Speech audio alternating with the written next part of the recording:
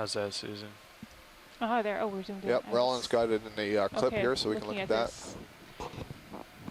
Well, I mean, at the left you can see a little bit of layering in the manganese crust. This looks like there's something plastered on the surface. Like there's some sort of biological material that's holding in the sediment, or any sort of iron-rich material. So it looks like it's peeling away in places. And I think the underlying surface would be this black manganese crust, but this looks to be some kind of a coating. Coming back out on Sirius. It's like a sort of biological coating.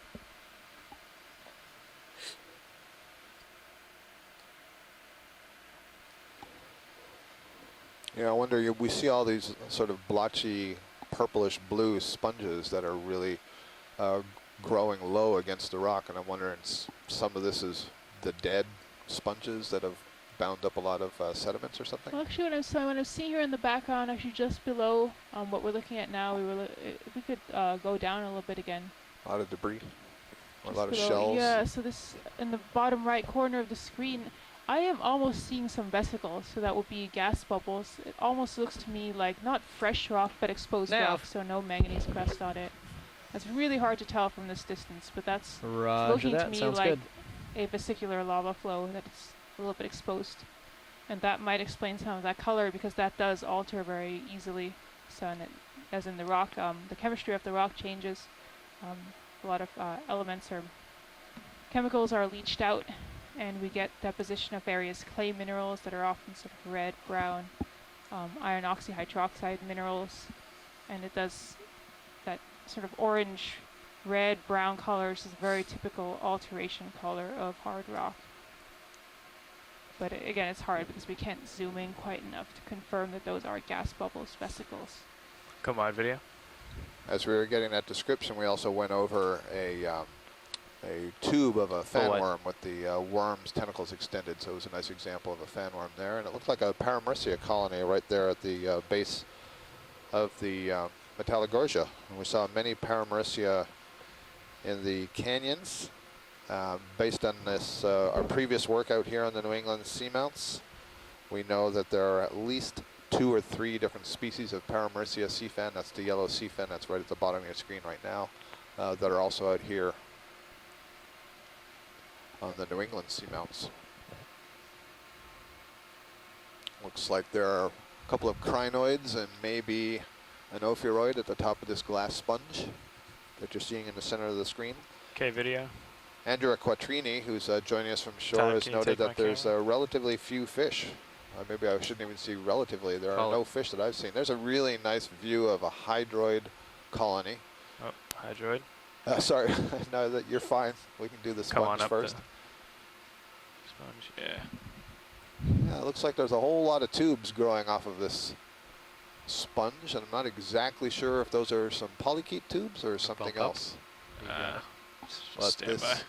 I'm not sure. The sponge may be mostly dead. If it's going to have a whole lot of stuff overgrowing it, it blocks the in-current openings that the sponge uses to pull water into and across its cells in order to feed.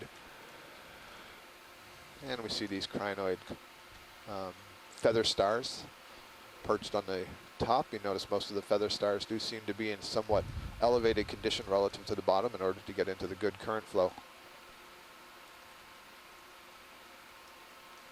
Amy Bako-Taylor from Florida State University thought those looked like serpulid polychaetes to her on the outside of the sponge. And it's entirely possible, Amy.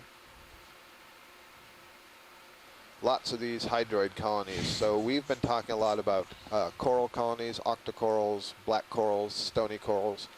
But there's another group of cnidarians that belong to the class Hydrozoa, which is where the Portuguese man of war is classified, and some of these pelagic siphonophores that we've been seeing in your common garden hydra.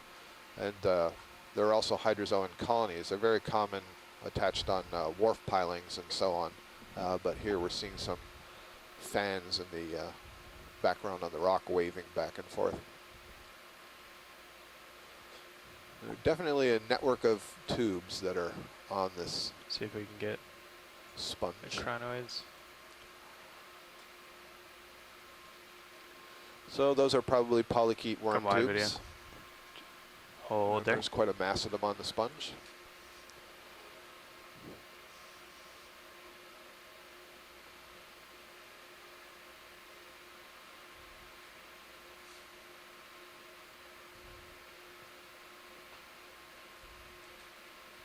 Okay, come line. Let's keep going around this.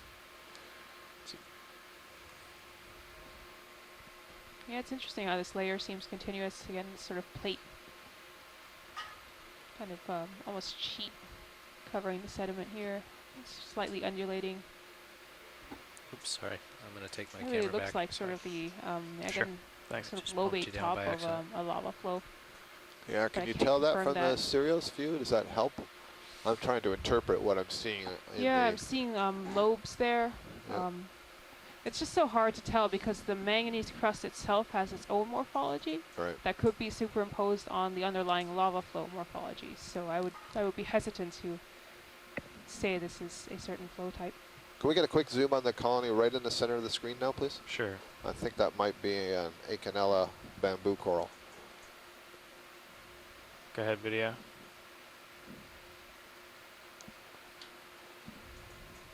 And yes, indeed, this looks like Acanella. Let's see as we pan down towards the bottom. Yeah, I can see the nodes. So this is a bamboo coral bush, grows in a little bush-like form. We've seen a variety of these tall whips around here that I was referring to as bamboo coral. This is another growth morphology. It belongs to a different genus, a different species. We saw many of these in the canyons that were anchored into sediments, and I described their skeletons as having a root-like structure that would anchor into sediments. But I said that on hard substrates, like we have here in front of us, they could also grow. The roots are modified more like a holdfast. So I think this may be our first example of Acanella so far on the dive. Thank you. Sure, There's come a line. crinoid on there, but I don't see much in the way of other associates. Like, for example, we sometimes see some shrimps associated with the Acanella. Sometimes some polychaete worms. Did not observe any of those. There's definitely a downhill current up here. So coming from upslope, Chris, downwards? Right. Okay, so we have a current that's Nice. coming from further upslope, which it would be, the direction would be from the southwest, and it seems to be moving down the slope towards us. So current moving from southwest to, from southeast to northwest. It's not crazy strong. It's just Okay. there. The white structures you're seeing are hexactinellid glass sponges, growing kind of tubular-like morphology. And again, several of these Metallogorgia colonies, you can see a lot of them just against the blackness at the edge of this feature that we've been climbing. There's the ctenophore again in the Sirius view, just passing over, and would look like a typical sidipid ctenophore with the long tentacles extended from it. Yeah, so lots of these Metallogorgia colonies, some of them younger. The ones that have the branches that come off of the stem are the younger ones, and the ones that have just the network of branches at the tip are the older ones. The white colonies there are the Corallium colonies, possibly Corallium niobe. Certainly the Metallogorgia seem to be the more abundant of the coral colonies here. I see one Come on in, Aritagorgia video. right there in the center. Maybe See if we can get these Aritagorgia guys. splendens. Just fill frame with them. So this is a couple of different Corallium. The one on the left, you can see a lot of the tissue has been lost, and so the skeleton is kind of stained. You're seeing the underlying skeleton with some, I don't know if there's mineralization or something going on the skeleton. There may be some bacterial overgrowth and hydroids. Actually, there's a cup coral growing on that Corallium as well, at least 3 or 4 of them. But you can see the tips of the outer parts of that colony are still alive. They're white and somewhat pink. And then the colony on the right is doing really good shape. And I can actually see, I believe, the tentacles extended, the polyps extended this time on that Corallium on the right. It looks a little bit fuzzier. And the ones we saw earlier all seem to have their polyps withdrawn.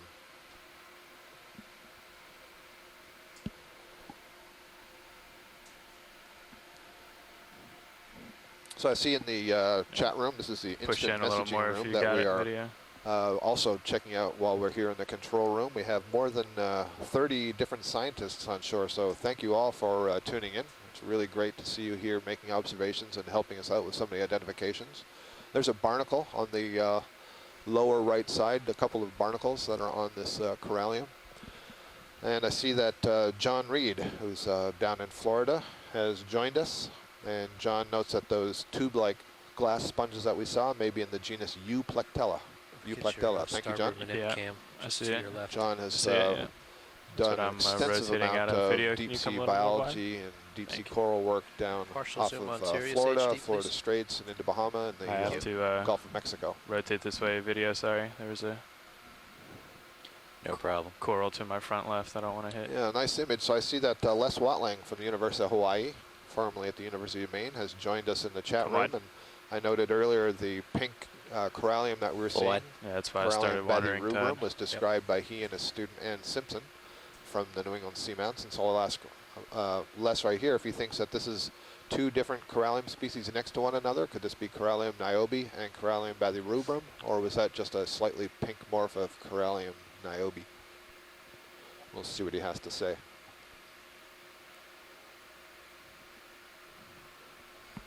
Just letting you know, Sirius has a pretty good sonar target Yeah, off there's to a my crab on right, the top which is there. uphill. Okay.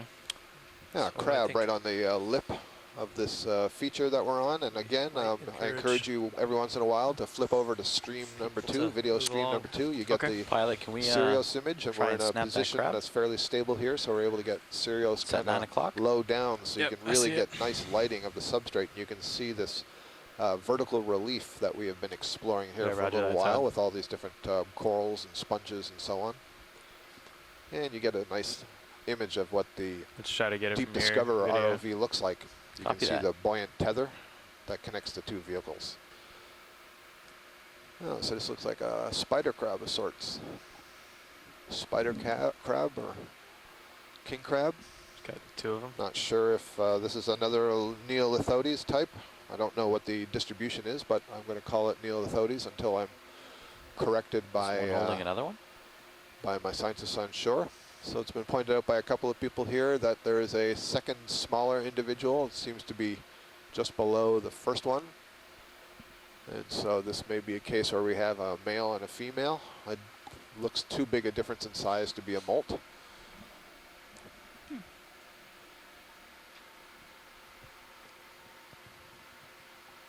Also, after we get images of this nice Okay, pair video. of crabs, interested in that orange thing right behind the crabs. That may, and you can just try to image it from the side. I realize that that's on the lower part of the lip, so it's a bit tough to see. Come but on, video. that might be a interesting hydroid colony. That'll be a little tough, Scott. Yeah, no, I understand to get around there is tough. I just meant where you were, just refocus on it. Yeah, I keep getting pushed downhill. Yep. We'll see if we can snap on it. Yep. No. Go ahead, video. Yeah, that's perfect. Oh, that's a black coral. I see. We're looking at a black coral from the back. So that's a Storopathes black coral. Thank you. Sure. And interesting, you can see all the polyps are oriented on one face of that colony, and this side of the colony is fairly smooth.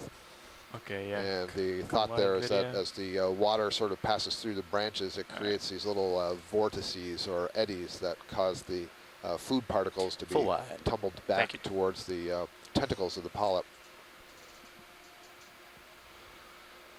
Okay, Well, that was a really beautiful feature. where am I going? Lots of diversity, Yep. more diversity come than wide on we that, described, Sirius, please. certainly. Sonar more to see uphill, so Sirius full wide. Thank you. we might just want to bump the ship uphill. Yeah, So let's we do were that. kind of looking down slope there, so now we're turning the ROV around to point in the direction that we're ultimately headed, which is up the slope, and that would be in the direction of the southeast. Interesting again here, this sort of platey, loby structure instead Yeah, of building let's do up that. underneath it. Call it in. Let's make a move Yeah, uphill. it's really hard to tell Nav. what kind of a feature we're on. I was Stand by seeing for off video to the change. right, Now. there was some sediment before. Off to the left, it looked like Let's make a move the uphill. outcrop had actually broken off and tumbled down. so let's see. And we are on what is Maybe likely we a should lava just flow of pass it some off kind. and let them do it. Okay, yeah, stand by nav. Roger that. So maybe this is a little cone that we're moving up, or a vent opening that we're moving up, I this think- whole feature? Yeah, I think that definitely at some point in the past this was an active area. There would have been active volcanism here, and so I would not be surprised to see some lava flows coming down.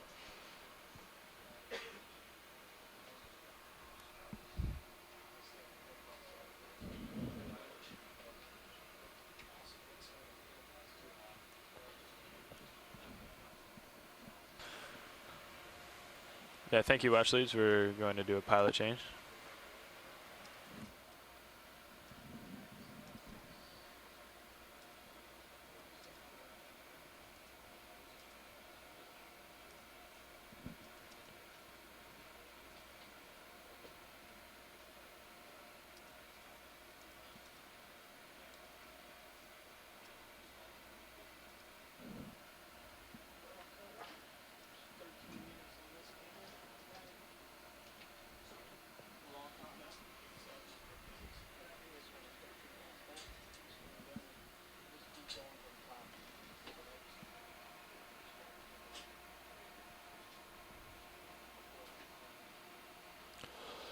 And we are changing the crew and the ROV seats, getting some new pilots and navigators, so we're just sort of hanging out here for a couple of seconds. And I'll remind folks who are just tuning in that we are in the western North Atlantic, diving on Retriever Seamount. This is Scott Franz from the University of Louisiana at Lafayette, and Susan Schnoor from Oregon State University, covering the geology. I'm covering the biology. We are on the NOAA ship Okeanos Explorer. We have a crew of about 40 people out here on the ship.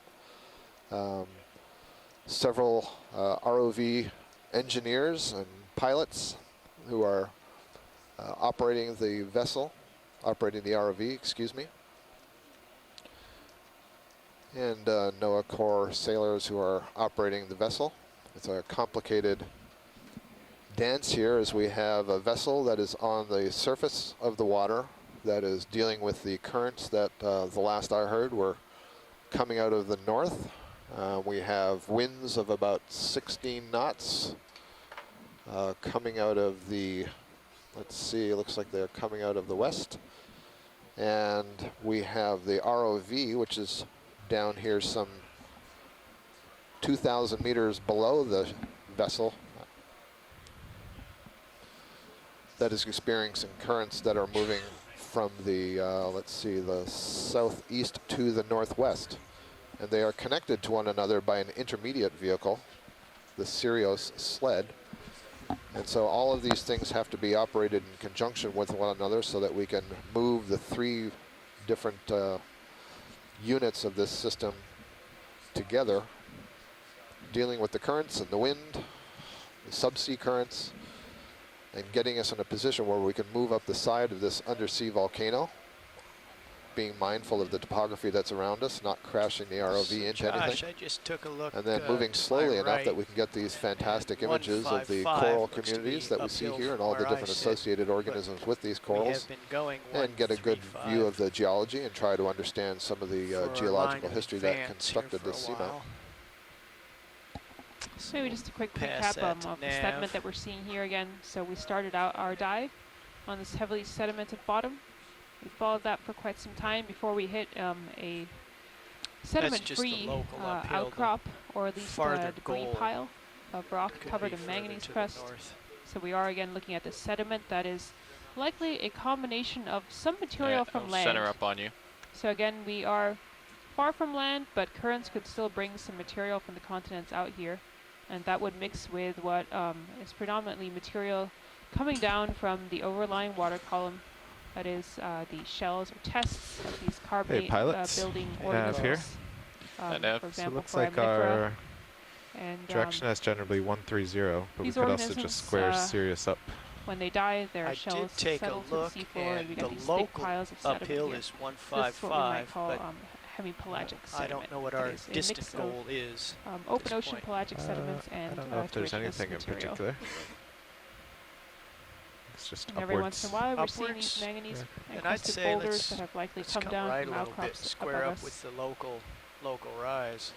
And let me remind you, if you're watching from shore and you're at your computer, you are likely watching video stream number 1, which is the main high-definition camera mounted on the front of the ROV. It looks like there's a hard return. But you also have the option of switching to some of the other channels on the second video stream. Maybe you'll see more of these rocks. a video feed that's coming from the Sirius camera sled. That is the unit that is attached directly to the ship by a winch cable with a fiber optic cable. And you can get a view down looking on the ROV Deep 20 Discoverer. meters You can see the Yeah. tether Stop, line and that then connects maybe the we'll be two. there for the ROV. The Deep Discoverer let's has give a that a series go. of thrusters so that it can Train rolling. drive itself You're, around, and it's 155. basically on a leash. You can imagine that you have your dog on a leash, and this leash is approximately 30 meters in length, so the ROV can't get too far away from the tethered vehicle that is attached to the ship. And we use a winch on the ship to lower that vehicle down into the water. Bridge nav. So you can go back and forth between those two. And then on the third channel, video stream 3, you see that there is a series of screens. One of those screens is showing you some data that include a compass that shows the direction of the wind and the wind speed. It also gives you information on our latitude and our longitude, so our coordinates in space, so you can stick that into something like Google Earth and get an idea of exactly where we are in the world in the North Atlantic. It also shows you the temperature at the bottom, which is a chilly like a ship move. 3.4 degrees Celsius 20 here, meters, and 20 salinity, meters, and so on. bearing 155. It also gives you on at the 0.1 lower. knots. Oh, thank you, Susan. It also gives you on the lower right Yep, screen. thank you. You can see two sonars, and one of those sonars, the one on the left, is looking out in front of the ROV. And so basically, as you start to see the bright yellows and reds and oranges, it means that there are harder objects out in front of us, and the more purples and blues mean it's softer sediments and so on. So this is a sonar system basically sending sound pulses forward, and we're listening for the echoes.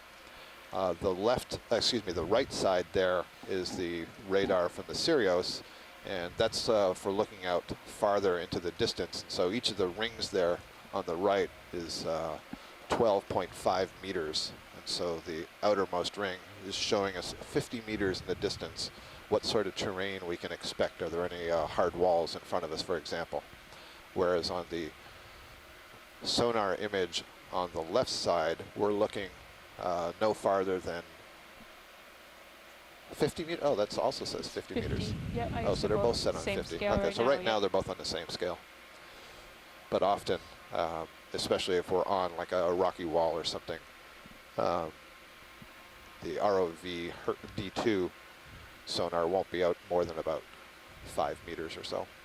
It looks like we're coming up into some hard rock areas again. Looks like it extends off to the left. On the right, you can see how the sediment has sort of made these little trails down below that rock. Yeah. That's probably some factor of the current coming around the rock and Stuff also tumbling down there like tumbling rocks. down. Oh. Yeah, I imagine. Yeah, you can see the ROV in Sirius now. You're actually at the rock that was in the Sirius sonar. Looks like maybe a So- black coral bathypathes on the edge of that rock. Let me just say one more thing about that quad screen that's on video stream 3. The other part of the screen that you see on the lower left is what we refer to here on the ship as the high pack. At the end of my And village. that shows the topography of the Seamount. It's got the depth contours. Right now it's zoomed way in. Ship's And moving. it also shows the position of the ship, and it shows the position of the ROV. It's the little white box you see. And then those squiggly lines that you see are basically our points where we were in space and where we are going. And we can zoom in and zoom out on that and get a better context for where the vehicles are with respect to the entire summit of the Seamount here. But it allows navigation to plot our moves and for the vehicles to see where they are in space. If we can get a zoom on this fish, that'd be Zoom useful. fish. Thank you. Well, it's the same. We had Oh, earlier seen a mid-water small fish. fish that got away from us. This looks similar. Coming down. Yeah, I think this might be the.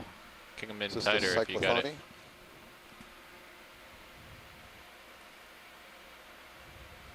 Just turn a little bit there, fishy. Coming in on them.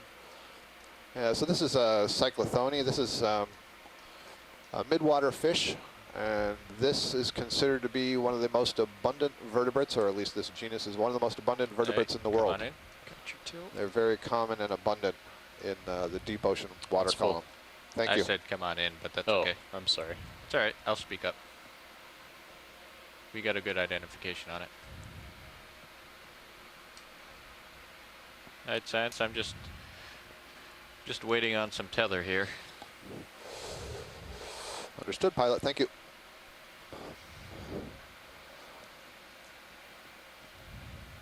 So we are undergoing one of our calls to the ship. The ship is making a move through the water column that will move the Sirius sled. See if we can come in on one of And these once the corals Sirius from sled out is here. moved far enough, then Okay, I'll wait for your word. the Deep Discoverer ROV can continue to extend out in front. Right now it's more or less at the end of its leash. So what we've zoomed in here on is a black coral. This is you see it's got a feather-like shape. This is in the genus Bathypathes. Bathy translates as deep, and I told you earlier that all these black corals have the root pathes, P-A-T-H-E-S, in their name. So this is Bathypathes. This is a very common Pretty far. Yeah. type of black coral in the deep sea. You can see the skeleton is black, extending down to the rock. It's coming out the side of the rock, and you see a black disc. That's called the holdfast. That's where it attaches to the rock. Looks like there's something on that skeleton, something white. I couldn't tell if it was a crinoid or a little crab. But that thing's a little ways off in the distance, and as I said, we're at the end of our tether, so we can't actually move the ROV any closer to it right now.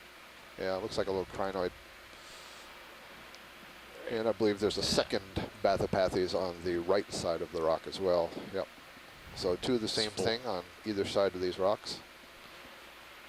It's kind of interesting, you know, one of the questions we don't really know the answer to, but it's something that we would like to understand better is, you know, why are there only 2 corals here, and where we were earlier there was very high density and extremely high diversity of corals, and it has something to do with the ability of the larvae to settle, the rate of sedimentation, how quickly they're buried, the rate of delivery of food. All these different factors go into whether you're going to see a lot of corals or very few corals, or other organisms for that matter, the sponges and the hydrozoans and all these things that are growing attached to the rock. And once you get this various stuff growing, you can think of them as creating kind of an underwater forest that may attract a variety of other organisms like the shrimp and the crabs and possibly the fish and the polychaetes, the crinoids, the brittle stars, the sea stars, and so on. So you have these fairly rich communities in terms of the number of different species that develop around the habitat structure. Can we zoom on this pink thing that's in the water column? The habitat structure created by the corals. So this is a nice little deep sea jellyfish. Thank you, Rich. I believe this is a hydromedusan, so it's not a true jelly. The true jellies would be in the Scyphozoa. This is in the hydrozoa. You can see those pink lines in the bell. Those give you an indication of where the digestive tract is, and those are probably the gonads on the inside. You saw there was some short tentacles extending from the bell.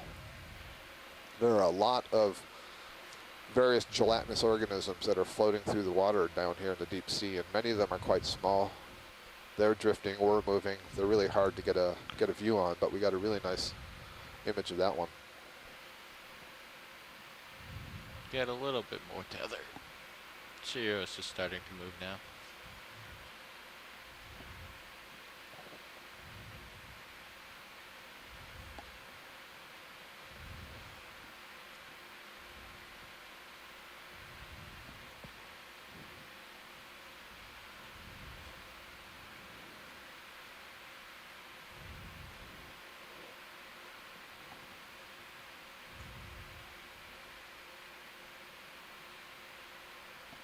Our current depth is 2,056 meters. When we landed here on Retriever Seamount this morning, we were at a depth of 2,135 meters. So we have come up in the water, not in the water column, we've come up along the slope approximately 90 meters in depth. So almost the length of a football field stood on its end. That's how far up we have come along this seamount. And of course, we traversed somewhat horizontally as well along the seamount. We're not on a vertical wall. We're on a relatively gentle slope where we have on a couple of occasions come on this relief poking out of the side of the slope.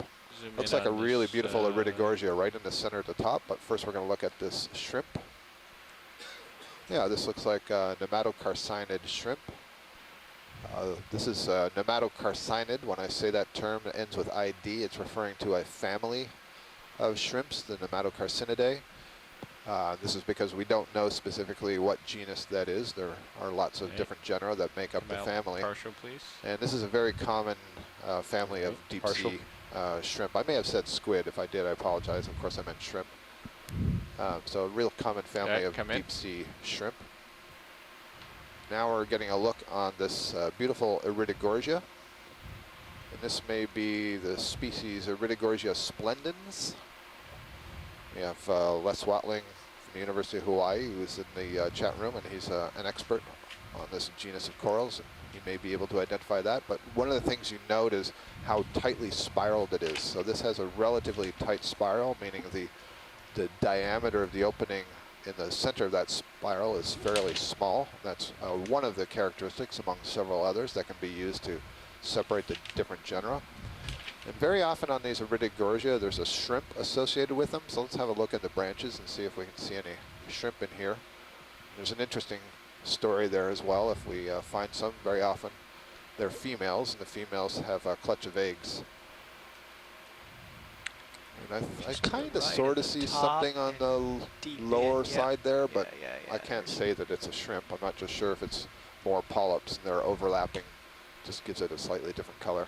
I'm seeing it too, Scott. I Yeah, think you are. called it. I see legs. I think I see the shining eye as well. See an eye. And it would be red with a purple Ruffles color as well. So yeah, I believe that Sketch shrimp is up. down there. So Get not some too much of a surprise. There's some very interesting host-associate relationships here in these deep sea systems, where very often it's fairly predictable that when you see some of these species of coral, you can predict what animals are going to be on that coral, because they're often associated with one species and not another. Actually, There could he you take is. a quick look at just above and behind this coral? I think There we was need an another interesting, move here. Looks like we've got possibly to fresh stop. face on that manganese crust. Oh yeah, I something don't know if worn you can away. move up and then behind the coral. I just needed to get another look at it to the Yeah, I'm right. gonna pull back. Yeah, do you see Maybe just up to 15 the right of the meters, coral? not the it worst, you'll looks end up a over little this. bit Yeah. The lighter sharper, blue. lighter blue. I just wanted to get a Right- quick look at it. Right really center quick. screen now, or? I'm not sure. Yes, that's Yes, it. come What on you're in. looking at right now. I just wanted a closer view. It's hard to tell. Is that Maxu? Yeah, I'm gonna try to. I'm coming up. Bridge Come out for a nav. second, video. You got it. Let me set up again. Hey, we'd like another move, 15 meters, It's bearing full. 155 Yeah, backing away. degrees at 0.1 knot.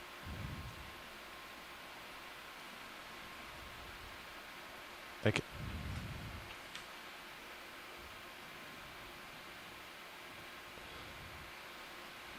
Lots of color here. We're Alright. seeing lots of these Come back in video. Metallogorgia colonies. We're seeing Storpathes black coral. I see an Acanella bamboo coral. It was the orange bush that was over on the left side. It's partial. All right, come in tight. This rock that Susan's about to look at looks like there's a very tiny Candidella coral growing on top of it. No, it's hard to tell. It's not a clean cross-section or clean cut that I Coming was down. hoping for. Yeah, Not do you mean sure this what lighter causes blue color. down here? Yeah, that exactly. thing? That's Yeah. what we're Yeah. looking at right now. It just struck me as Might a be, bit different. yeah. Oh, I can't, that might be a sponge on the Yeah. rock. it looks like it, doesn't Yeah. it? I think that must I'll be pull it. back 'Cause a we're little seeing bit. that area where Yeah. that color, yeah. I think Yeah. that is a sponge. Yeah. Yep. Okay, interesting. All right, That's good. come on out, video. Thank you. It's full. All right, thank you. Oh, there's a different species of Aritagorja just off the screen to the left, and it would be instructive to see that. I was talking about the spiral, and the spiral over on this one is much wider, and that's a species called Aritagorja Magni Spiralis. Magni meaning large, so Aritagorja large spiral. So we have two different species of Aritagorja plopped right down next to one another, and then the Metallogorgia, the poofs with the network of branches just at the tip, all of these belong to the same octocoral family, the Chrysogorgiidae, which is a fairly diverse family. Has some of the more beautiful, All right, come in interesting partial video. geometric shapes associated with it. Les Watling on shore, there was a shrimp in the Partial. Aritagorgia splendens, so we did see that tucked down below. So here's the Aritagorja Magni Spiralis. You see it still has a spiraling Come in skeleton, tighter. but the coil is not nearly as tight. And Alright, these are hold the that. ones that we have seen get up to over 14 feet tall. Wow. The Aritagorgia splendens, last one, doesn't get quite so tall, but it's the same basic structure. You've got that center axis, and with just these side branches, and then no branching on the side branches anywhere, which is very interesting. And the polyps are all on one side of those side branches, very delicate. This is what makes this coral such a beautiful thing to look at, kind of mesmerizing. Terrific view. So no associates on this particular Aritagorja. As I said, you see the shrimp on the Aritagorja splendens. We don't usually see them on the Magni Spiralis. And this is a fairly young colony. As I say, they can get really, really tall. That was nice. All right, come on up, video.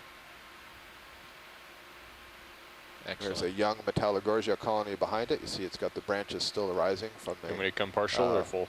stalk. You can stay Nice partial. glass sponge just below that. And I see a whip-like bamboo coral on the right side.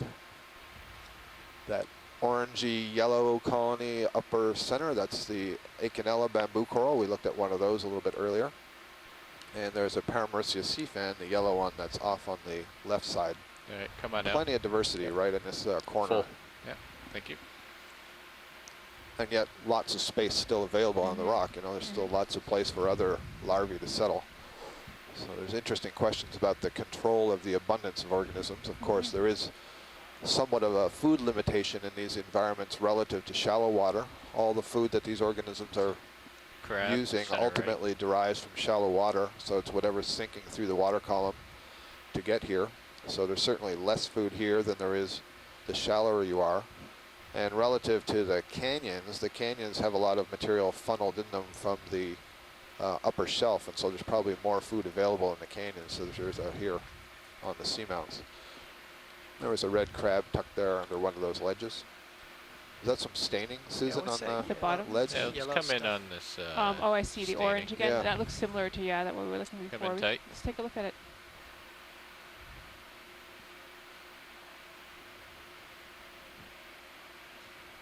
It's interesting. It really looks like there's something growing on there. Actually, it looks like an absence of staining. Oh yeah, is that you think, Dave? Everything else is black, and It has that look It about it. really looks to me drifting like there's away. something growing on it. It just Yeah. seems strange. I mean, if we had cut Come a out slice partial. there somehow, I don't know. Get I a just little feel like the closer. alteration All right, pattern hold would that. look different. All right. But it's hard to say because it does sort of undulate up and down Copilot, with that mind if layer I zoom there. on Sirius HD? Yeah, go ahead. Bring my head left a little bit. if we Great, still are thanks. in the location of that crab, can we get a quick zoom on it? Absolutely. Thank All you. right, come in I think tight. it was off to the right, I See believe. if I can hold this. Oh, I didn't think the crab was here. I'm sorry, you're talking about the staining. Go ahead. No, that's all right. I was, still thinking about the staining. I'm not sure I have a good explanation for it. And if it's revealing any sort of rock underneath it, this looks very sedimentary to me, but I don't think that's what the rock really is. I don't have a good explanation for this yet. All right, come out partial. See if we can find that crab. Oh, I'm way Yeah. up. Oh, there's. Yeah. There he is. Well, that's not the one we wanted Oh, to zoom yeah. on. That's the Galatheatus, the red crab that I think is a little farther to the right. Yeah. At least that's the request I had from shore. There it is. There he is.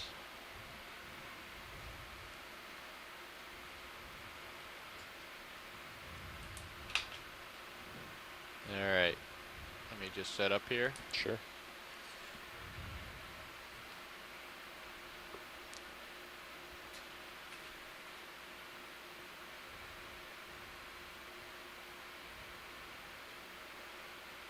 All right, come on in partial. Frame them up.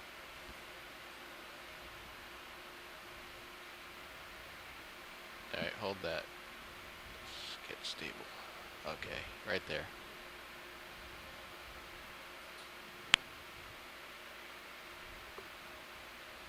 Ah.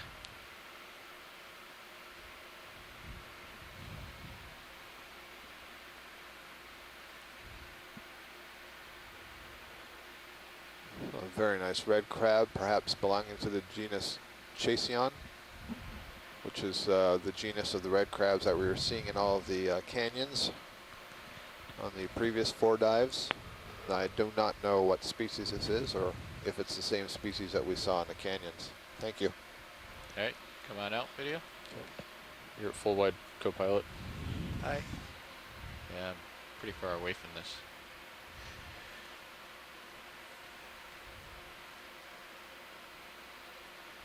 What's on this dead fan right here? Full wide. Yeah, I think this is a dead sponge that we're looking Yeah. at here, this brown thing. Come in tight on it real quick. Oh, okay. And once again, as we saw that last sponge that we were imaging, there are lots of these squiggly tubes that we believe may be polychaete tubes, belong to the family Serpulidae. So that's a group of fan worms that build these little calcareous tubes. Okay, come on out. And you can see next to it the white object was a living glass sponge.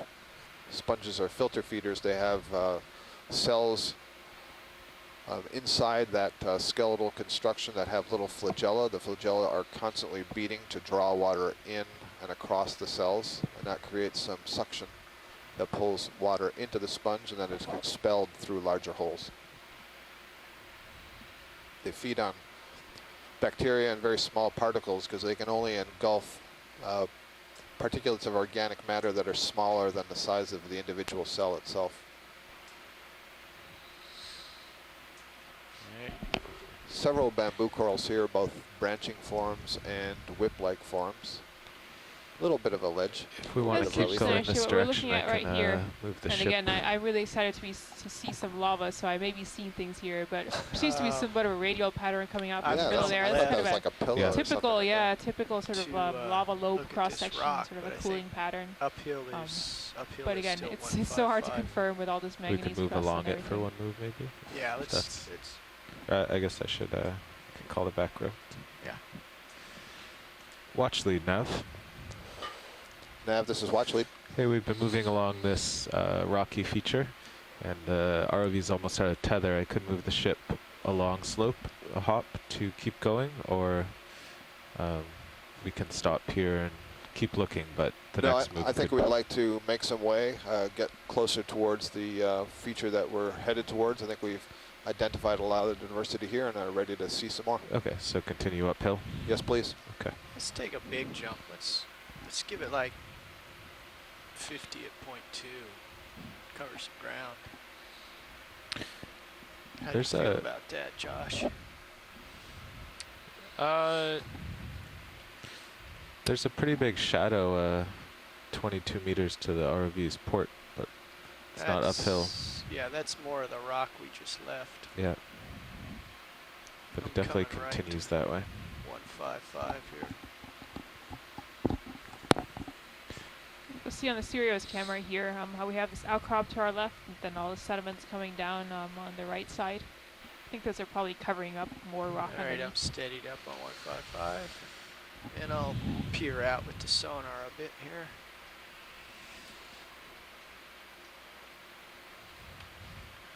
With full zoom on. You'll see there does main seem to be this HD. sort of lobe full wide, structure to full the wide, yeah. lavas here. Yep. It's interesting. Again, cameras it would full be wide. better if we had a larger Copy. outcrop to really confirm that. So No a very common evil type of within, lava flow 80 that one meters. sees on seamounts is known as Okay. pillow lava. Okay, want to do This is sort of thin 40 lobes meter of hops? lava that can flow down a slope, making a long Sounds good to tube me. structure. They have a really distinctive And we're pattern when you going see them, 160. especially in larger mounds. But kind of what you look for on those is some scrape structures on Roger that that. side, the sides that show how they were extruded out of a vent. So that's Good kind of fish. the main Bridge indicator. nav. But, Snap, zoom on fish, please. Thank you. 40 meters. Yeah, I think 40. this is something different Close. for the dive. Thanks. Come in tight. Trying to give you some features, but lighting's not great. Yeah, I'm It's above really him. dark. Slickhead. We Oh. have an identification of Right. that as a slickhead. Thank you. Oh.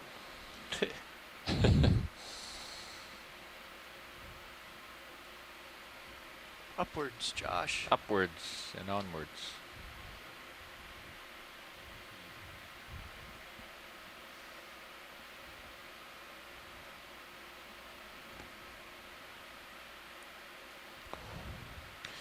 So I made some notes before the dive on the different kinds of fish, so I'd be able to tell you something about them. The slickhead belongs to the genus Alepocephalus.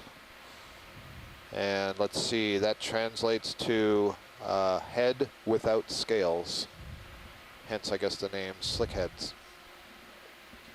Little hermit crab on the top of this rock. A hermit crab, really? There, yep, on How that about rock that? I there. think this is our There's second come one. In, come in tight.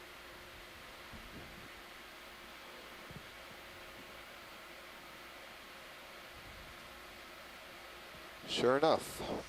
So let's get a And what is close he look. Yeah. holding? So He's the holding interesting thing another about these hermit crab. crabs is it means, oh, there's two of them, right? Oh no, that's just a. He's holding his baby. Yeah, I it's I don't know. Is that one. just? It's Is there either- something on the claw? either Sure looks romance like a or smaller one. parenthood.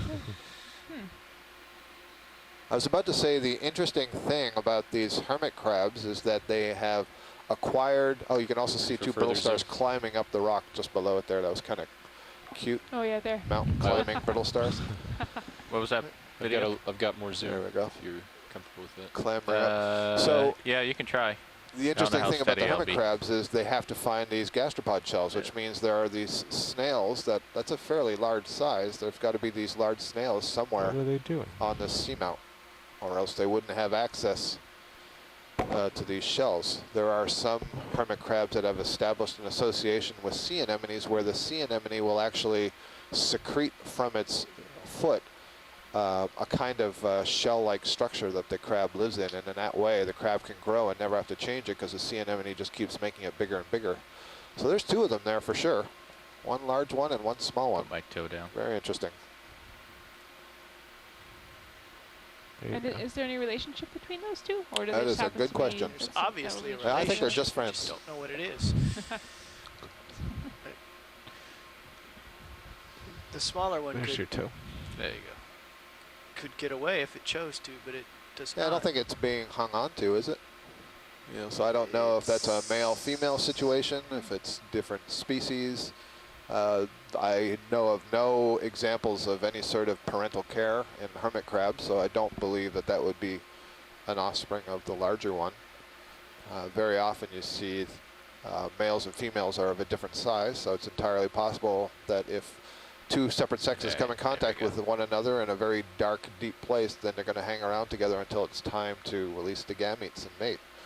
And we'll see if we get any information from shore about this. There's definitely some touching of antennae going on there. What's that little, very little organism moving down Which the rock one? on the left? It's going down the rock on the very Oh, yeah. bottom left. Looks like a Tiny. little amphipod, I believe, a little Amphipod. amphipod crustacean.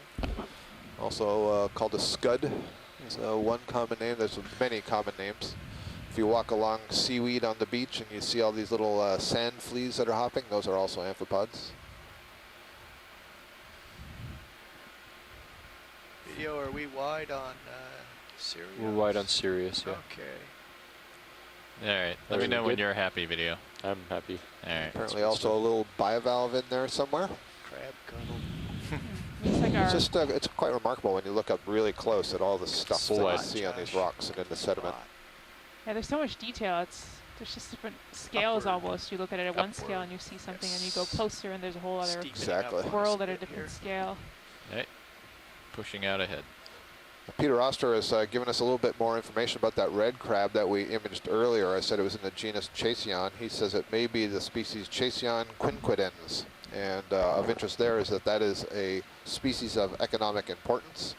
It is fished. It's known to occur to at least 2,242 meters. So, you know, we're down there at the lower edge of its range. And it says that the 4 EEZ seamounts, so earlier on Susan told you that Retriever Seamount is the outermost seamount with respect to the U.S. exclusive economic zone. That is where basically we could take advantage of the resources of land features and underwater features that are within the exclusive economic zone. So this seamount is at the edge of that. There's a proposal to designate these as habitat areas of particular concern. That's a formal term. And that designation would come from the New England Fishery Management Council in order to conserve the habitat so that these crabs, for example, that are being fished do have a place where they can live and reproduce, and so repopulate the areas that would be fished.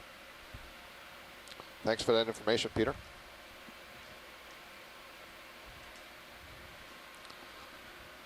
Well, turns out I steered you all wrong. That was not a slickhead. We had a little bit of a quick typing. That was, in fact, a bristlemouth, gonostoma. Now I have to go back to my notes and tell you something about the bristlemouth.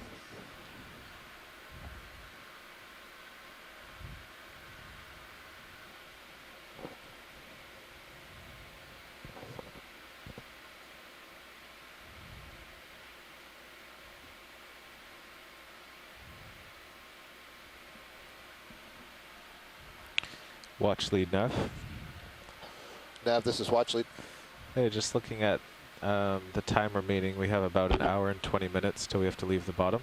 Wow, time goes fast when you're having fun. Yeah. And it looks like if from the multi-beam data we have that we're coming up to the top of the steep area, and then it's going to flatten out. Here it's rises 10 meters over 150. Quick zoom video. So just wondering where we're headed. Hold that. Oh. Are we hoping to continue towards this area, or?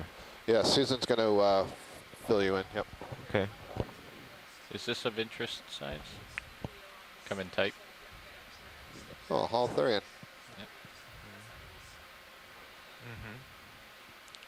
Well, if we the ship can't go sideways particularly, but if,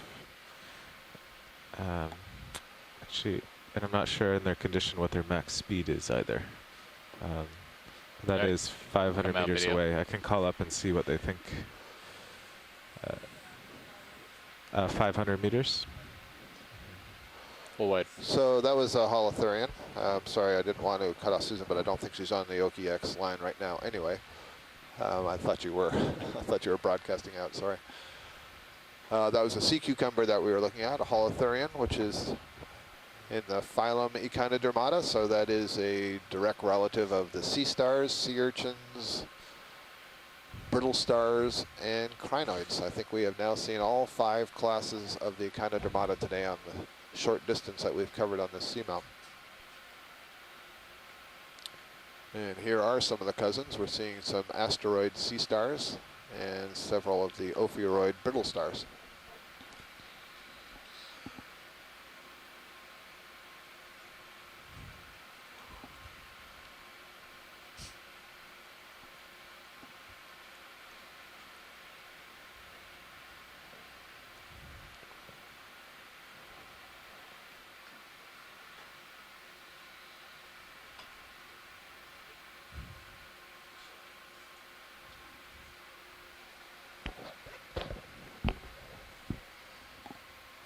Carl, what kind of a sprint would it take to get to the steeps again?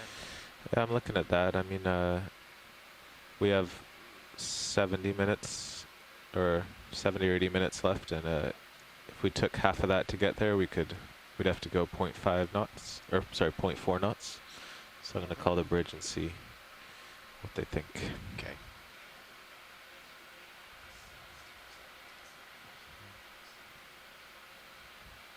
Bridge, Nav.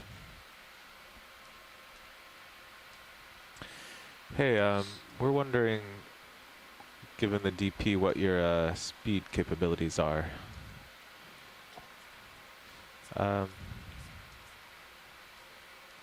Definitely. So we'd kind of like to go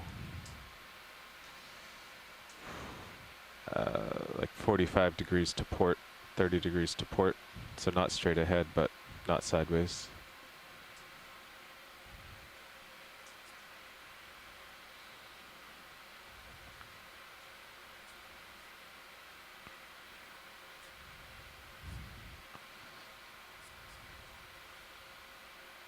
Yeah, that's what I was thinking. So, yeah, unfortunately, there's nothing straight ahead. We would have to turn, or move to port also. But I'll see how 0.2 or 0.3 cents. Quick zoom video. That's just a rock. Stand by. We'll Okay. get into, or I'll run it by the science team first.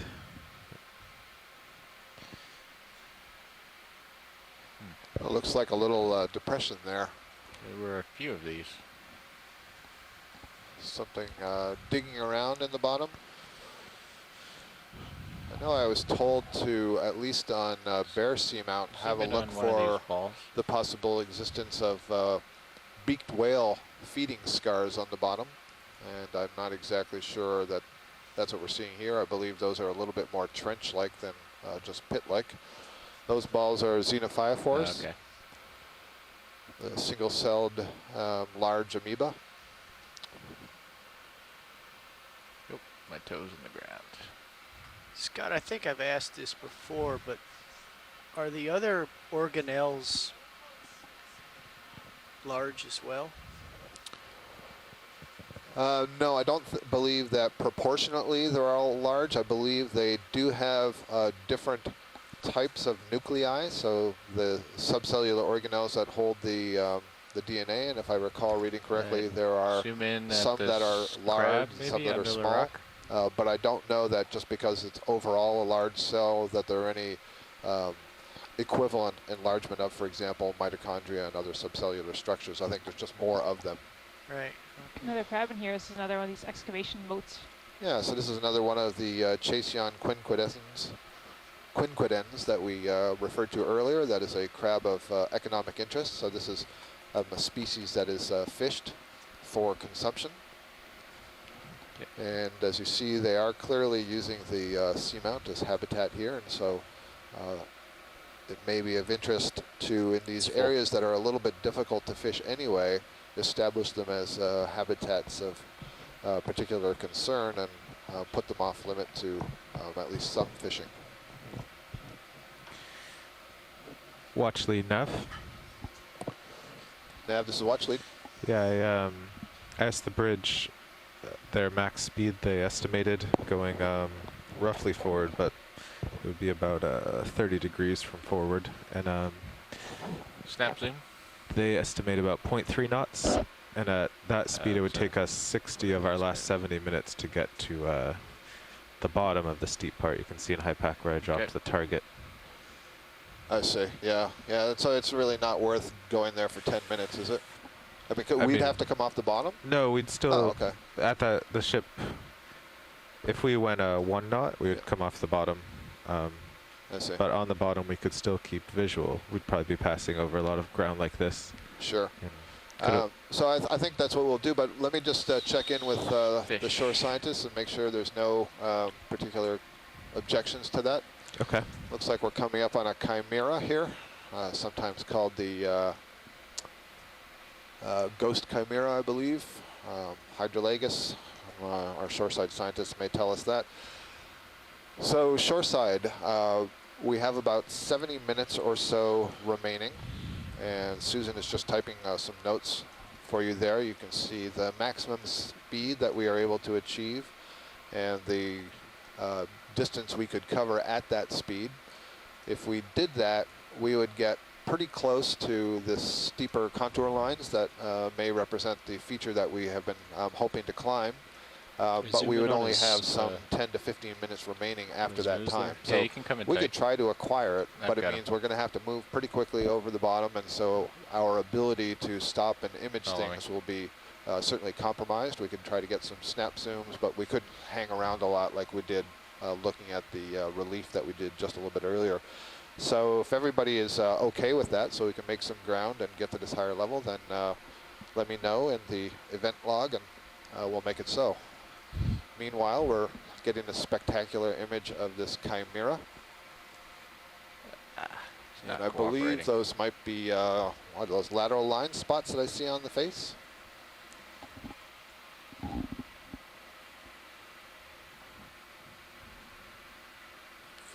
Full wide.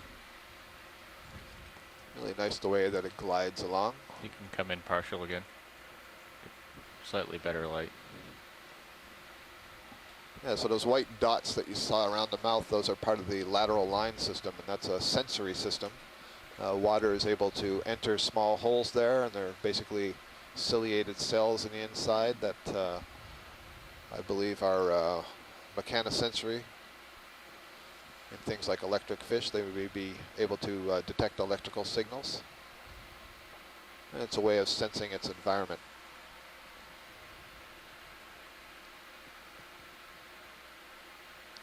Well, of the responses that I've seen so far from shore, seems like people are interested in trying to, even for just a short period of time, see that wall. So, Nav, if you're willing to put in that rapid ship move, we're willing to go for it. All right, we'll do. Thank you. Okay, pilots. So there's about 500 meters of fairly flat ground ahead of us. The ship thinks it can go 0.3. You guys comfortable with doing that? Let's start it out and see how it goes. Yeah. Well, what's our heading? 155. No, it'll be 120. So this direction.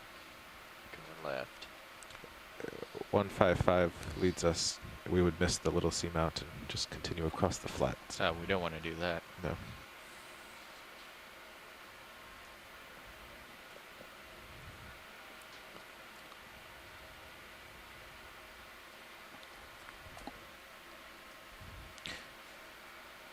Bridge nav.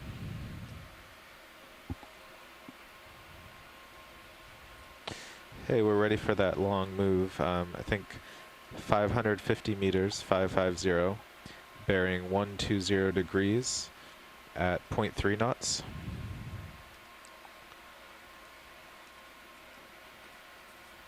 Sure, yeah, start as slow as you need and let me know how it goes.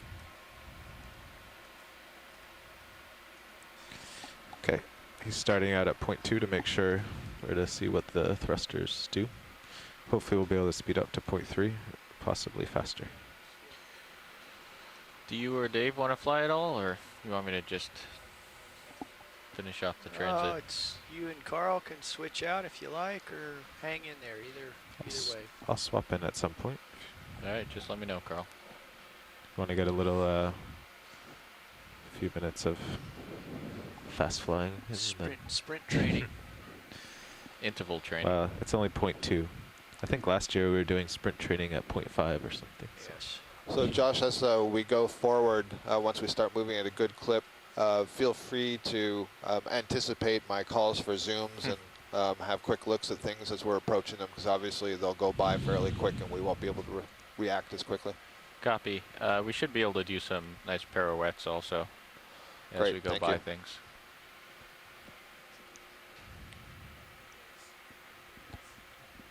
You're building up expectations there.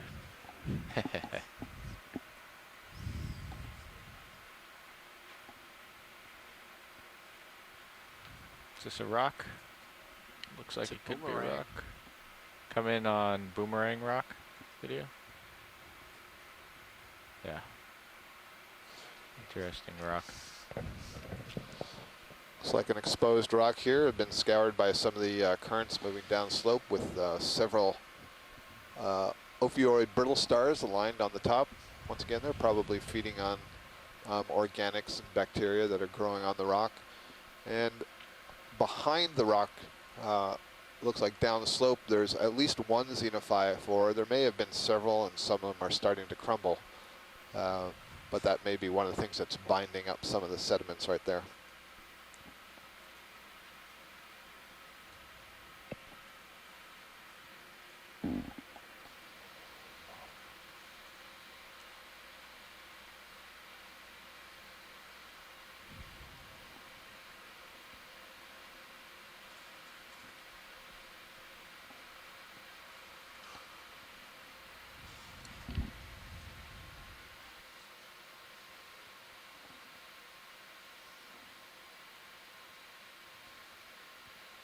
It's like one of those two sea stars, the one that's on more on the left is sitting on top of something. It's probably just another rock, but let's have a quick look.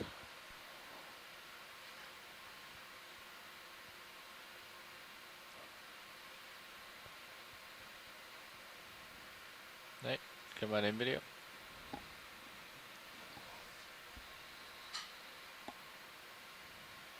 Yep.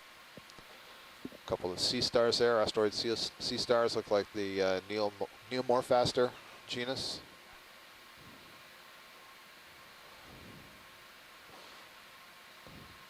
I just verified and should have said earlier when we were looking at that chimera, the chimera Go ahead, is Bridge. a member of the chondrichthyes, so it's a cartilaginous fish, so it's more closely related to the sharks and the rays than it is to the bony fish. Oh. Okay, thank you. Okay, Bridge is speeding up to 0.3. Copy. See how it works. Zoom in on this sea star here. Yeah, so he's Missing a few sea star. I legs. think he's kind of oriented on a little bit of a lip, and so it's quite possible that the other two arms are sort of tucked down there into a little burrow or something. And you see one of the arms towards you. I'm right on top of him. That's my prediction anyway. You see some much smaller brittle stars kind of encircling it. One of them's partly buried, and the arms are just extending. Alright, we can come out video. I'll get a Huh. sideways Maybe it's look just at got this. 4 arms.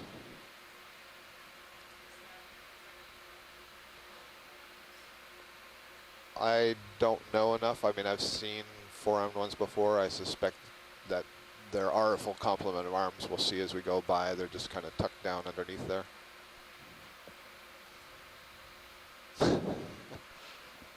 We should have gone the other way so as not to test that hypothesis.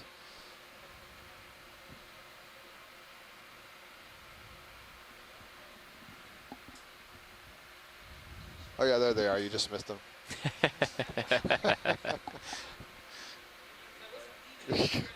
I forgot about that element. Yeah.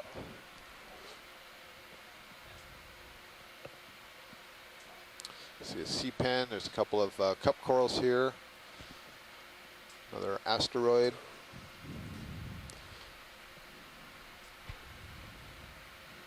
So the view you are looking at right now from the ROV is at about 150. We've been going back and forth a little bit, 145 to 150, 155 degrees. So we're looking down towards the southeast, and the wall that we have, well, not the wall, the slight ridge, the incline that we've been climbing is climbing up to the southeast.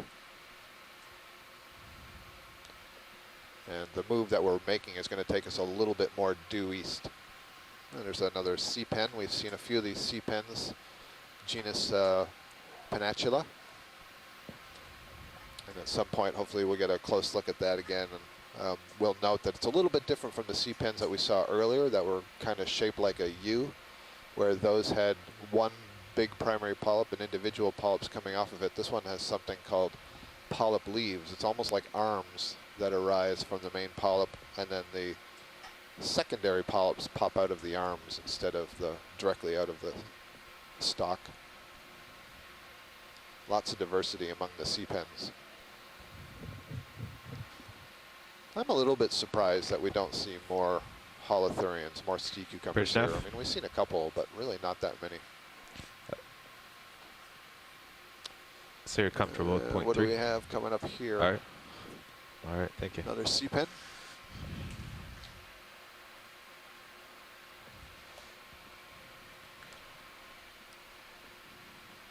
Would you like a close-up of this sea pen? Sure. All right.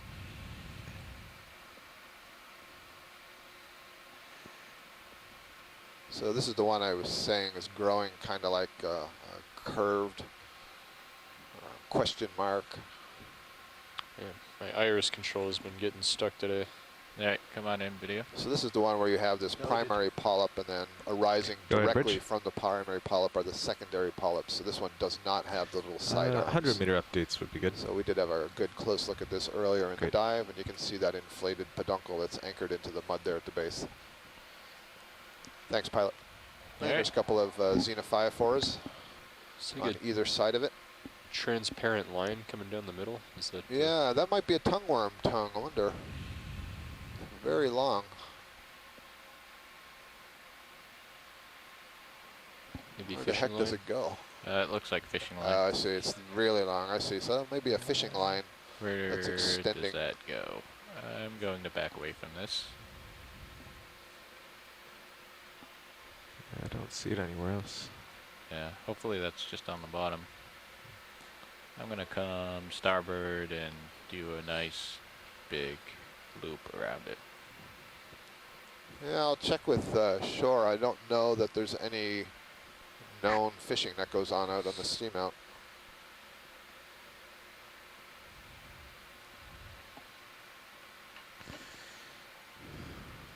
So the bridge is happy with point 3 on this heading, or this bearing, but doesn't want to push any faster. So Copy we're that, about 55 minutes from the steeper section. And likely before that time, we'll probably slow down and try to pick it up in the Sirius sonar. your mic's off.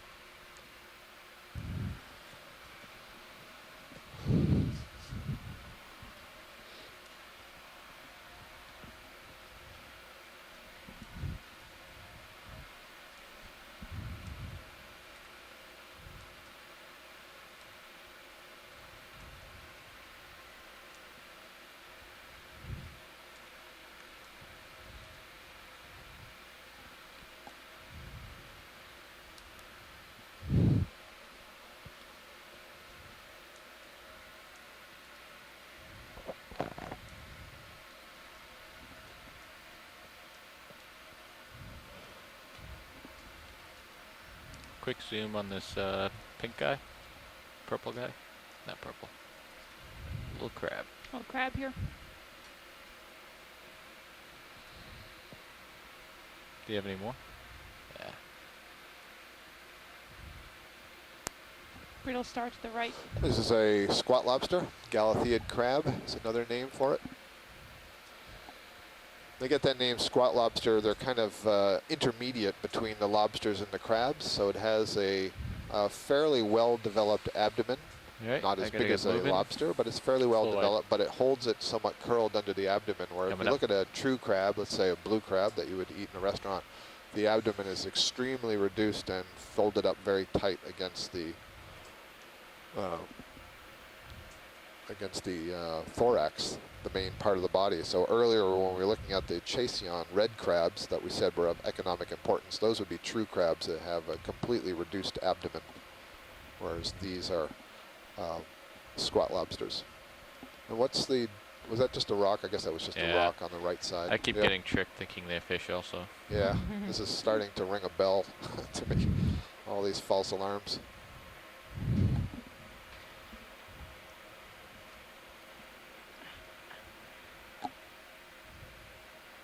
There's a little sea pen. This is the Peninsula type sea pen, I believe, the one that does have the side leaves.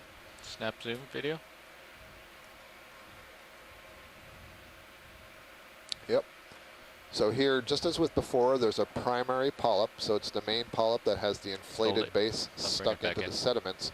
But coming off of the primary polyp are essentially a series of arms, if you will, that stick out of that primary polyp. And then all the secondary polyps, the feeding ones, bud off of those side arms. So it gives you this overall image of like a feather with the side pinnules to the feather, and the secondary polyps arise from the arms of the feather, or the lateral bristles of a feather. Thank you. Genus Peninsula.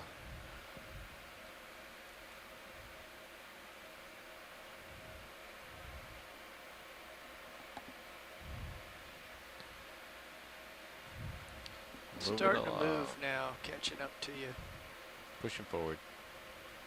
So it's kind of interesting. We're noticing here in the instant messaging window, there's a little bit of a conversation going on about the bottom here and the amount of sediments and the hardness and the depth of the sediments. And Les Watling is involved in this conversation. And he and I were out here on the cruise in 2004. And on a lot of these seamounts, you see these sorts of features on the gentler areas. And many times we thought we were seeing a bit of a pavement with a very light dusting of sediments. And we showed very, very clearly this morning that in fact using the sea poke, the little probe that the ROV team put together to measure depth, that sediment went more than 50 centimeters. That's what we saw earlier, which is surprising.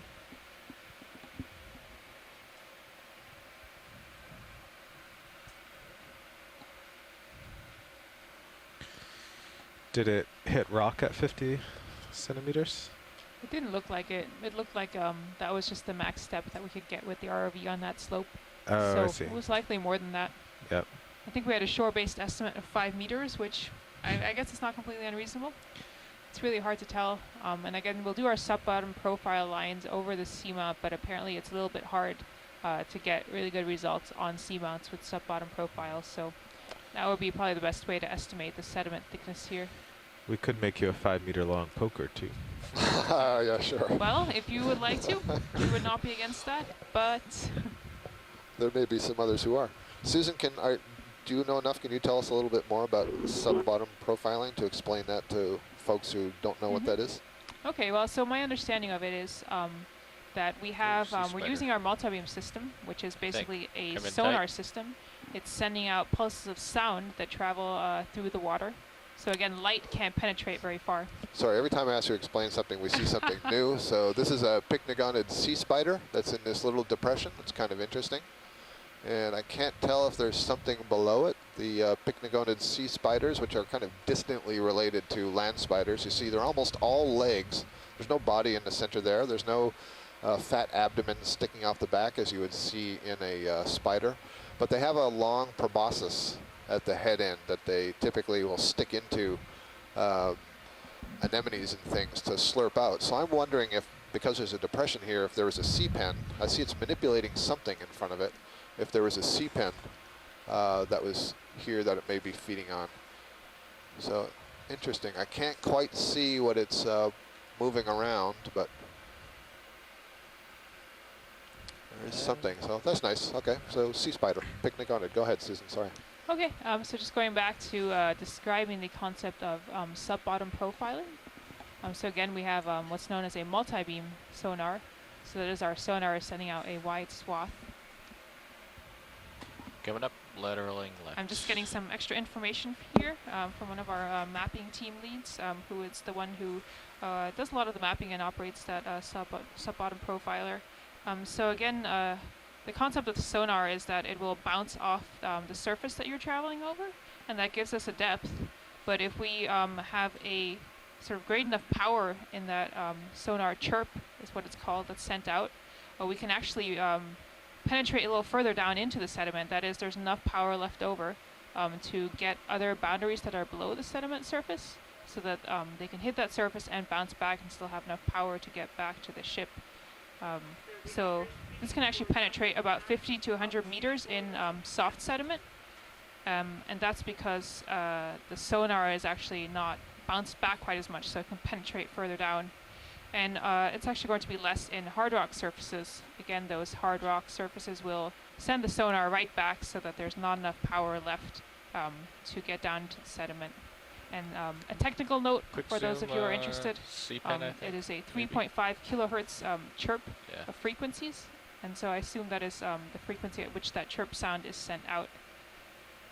So that's sort of a quick summary of sub-bottom profile, but it gives us sort of a nice cross-section almost. Yeah, that's great.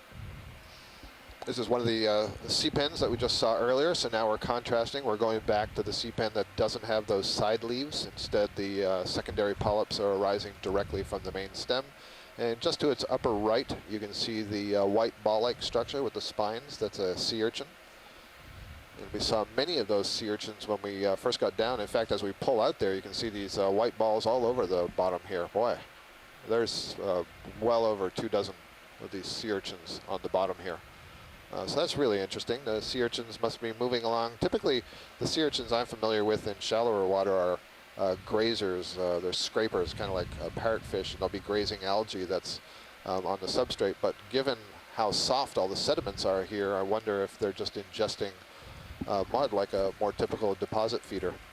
Deposit feeders are those animals that will ingest mouthfuls of mud and sand and any of the food particles that are sort of mixed in with the mud and sand. They'll bring it into their gut, and they'll basically eject the mud and Bridge sand nav. grains and digest all the organic grains in Copy, there. 400 meters. But a very high density of urchins. I just saw something leap think it there. jumped, That would be, yeah. yeah, that's a squat lobster. So I said earlier they have something called the Carotid Response. And I said they're kind of like a lobster where the tail fan is flipped underneath the body, and so it can flick that tail fan with the large musculature that's in there and propel itself backwards. And occasionally you'll see them swimming for short distances through the water column by basically repeated flapping of that tail. Alright, I gotta get moving here. And there's a cup coral in front of it and a ophiuroid brittle star. Pushing out.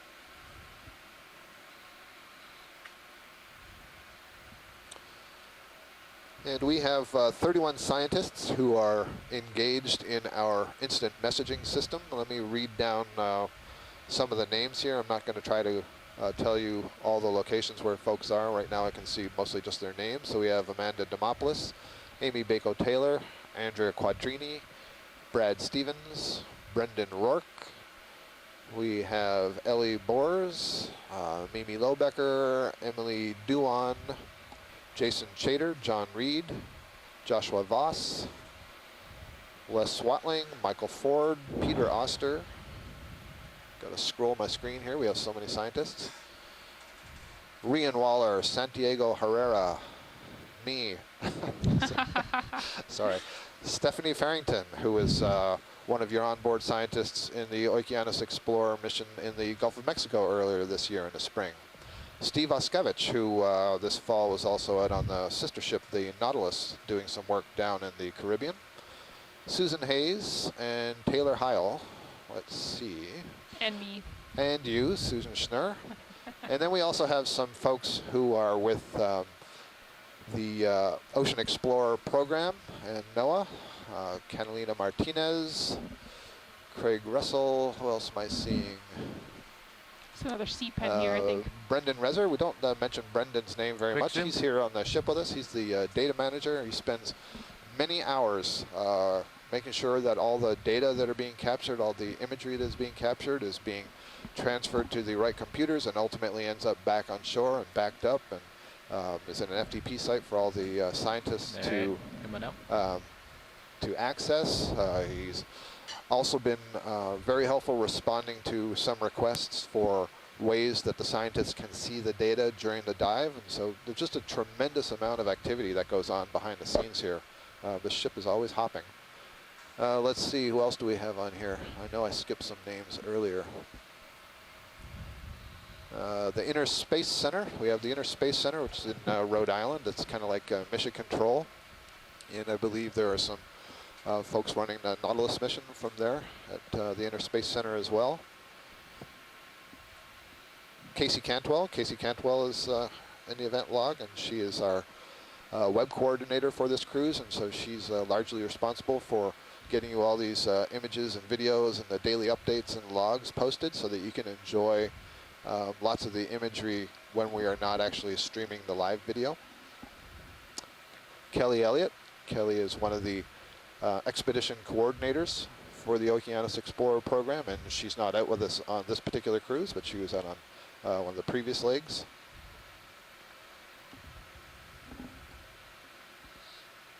And I think I've got most everybody here.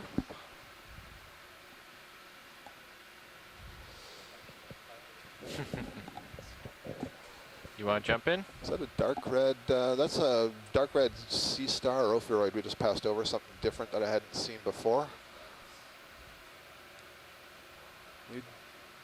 Well, let me get Back up a little bit and see if we can get that. Yeah, so here's a little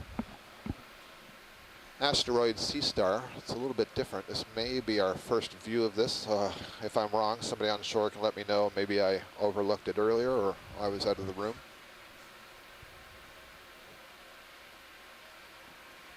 All right, come on in, video. Oh, nice. Yeah, it's You can one come of in these tight, ones that film on has the this bottom. membrane on the upper surface.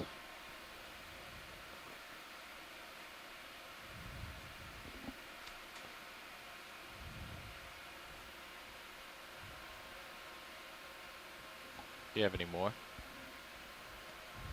Go for it. It's full. All right. So a really nice view. I don't know a lot about this, but you can see there's a lot of spines that are arising from the upper surface. And I believe there is a membrane that passes between some of these spines, and so there's actually a little bit of an envelope there on the upper surface of this Sea Star. But before I get myself into too much more trouble, I'm not going to tell you more about it. All And right. maybe we'll encounter one tomorrow after I've been set straight. Full wide. All right. Hey, Scott. And here we go. I'm about to be set straight. Hi, Chris. I knew if I sent out the Sea Star signal, you would hear. Shove ahead before I you. think it's Terraster, or else it's in that family Terrasteridae. Okay. And Down 60, these actually. are colloquially known as slime stars because they can emit mucus from that hole that's in the center of the disk. the animal structure is very unusual because they have kind of a tent over the surface of the body that creates a chamber inside the top surface between that tent and the actual surface of the animal. And so that's what you're seeing is all of these tent poles, the spines that support this second layer. And the mucus can come out of that if it's feeling harassed. Pteraster and all of its members occur as deep sea, a widespread species on different bottoms all around the world. The Atlantic Pacific, they're very poorly known, but everything we learn about them seems to be very unusual. Some species occur very widely.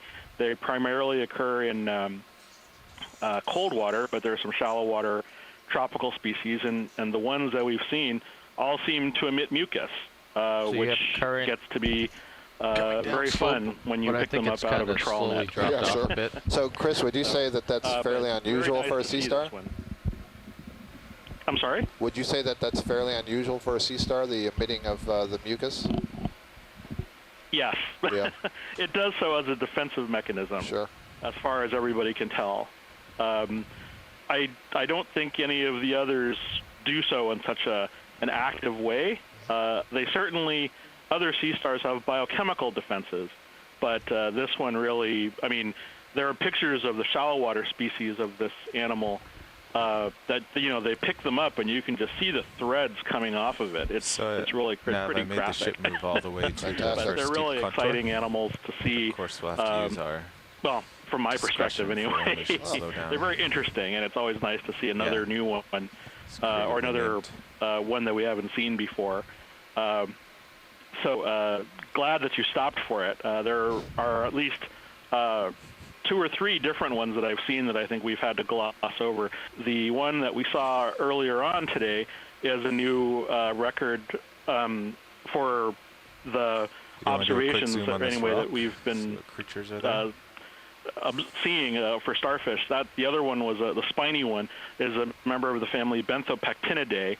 Not known about them. They're deep sea and they have spines all over the surface.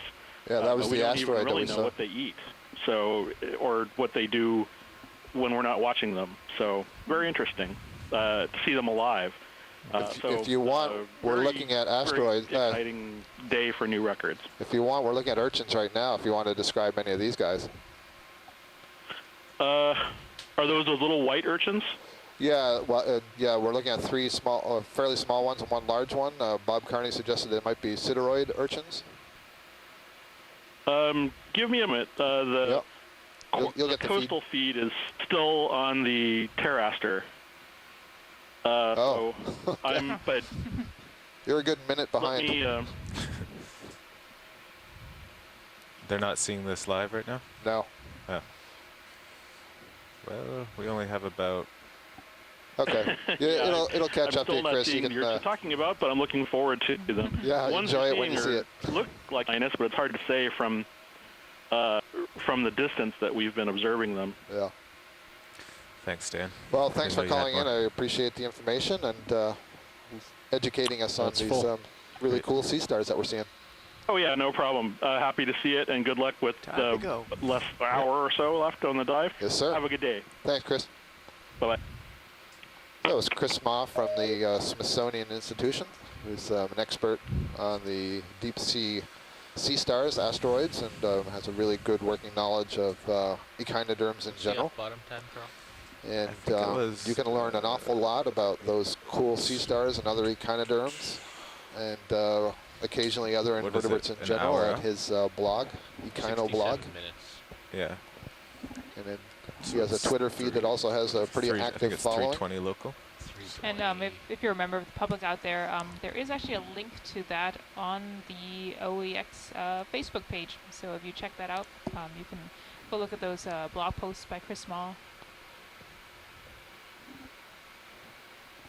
Does that math work? Yeah, 323.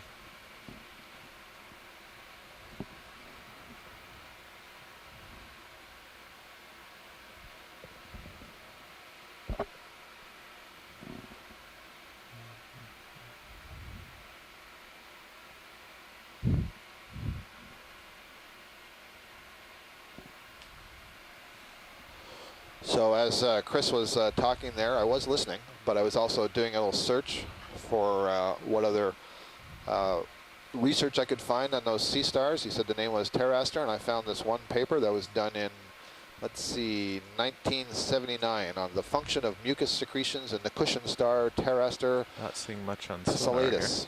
And it says here that nobody had previously tested to find out if those mucus secretions were defensive in nature. So they did a test, and they showed that the mucus that's released from the sea star was triggered by physical stimulation, but also contact from other sea stars that are known to consume those sea stars. It was found that the mucus repelled the predator asteroids so effectively that it provided Terraster with protection from predation 100% of the time. And they also did a further experiment where they removed that membrane. So Chris was saying that there's a membrane that you're seeing on the upper surface held up kind of like tent poles by the spines. And so if you remove the membrane, then you get to the actual back surface of the animal.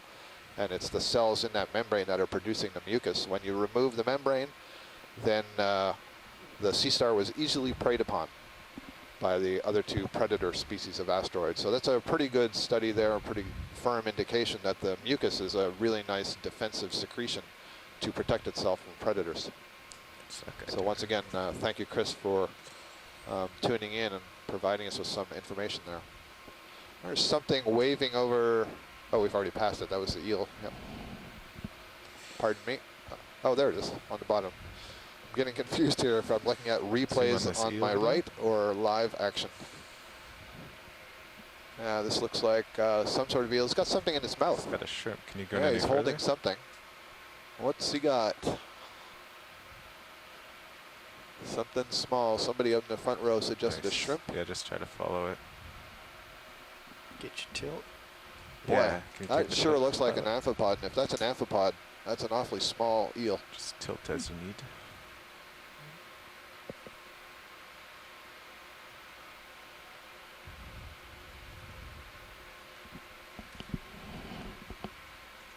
Nice work. Well, it's a crustacean of some kind that it's got in its mouth. It's moving pretty fast. All right. That was nice. Thank you. Yeah. That's a nice image there. Okay. Nice work, video. You too. Kind of hard to focus. It's really there, nice. One of the things that we certainly don't have enough of, and essentially Chris Ma was saying the same thing in his phone call, is we don't have these sort of observations of live material in the deep sea. A lot of the material that 272 scientists meters study from has come from different kinds of instruments that are deployed on the seafloor, nets and dredges or box cores and things that take a chunk of the bottom or some of the organisms scraped off the bottom, and we study them that way after they've been preserved. And there's a lot of value, of course, in seeing them alive, seeing what their behaviors are, seeing what the what might be feeding on what, seeing what sort of habitat they're living on. If you are just sort of dragging it up from the bottom, you don't get a sense of, is that living in the sand, is it living on a rock, is it living off the side of a rock or the top of a rock, etc. There's a lot of information that we can learn from these sorts of exploration transects that we do with the ROV. Okay, quick zoom on this rock video. Just as I suspected. Rock with ophiuroids. So I'm noticing these ophiuroid brittle stars, you know, they're all over the bottom, and once in a while they're also on these rocks, but they are certainly not confined to those rocks by any stretch of the imagination.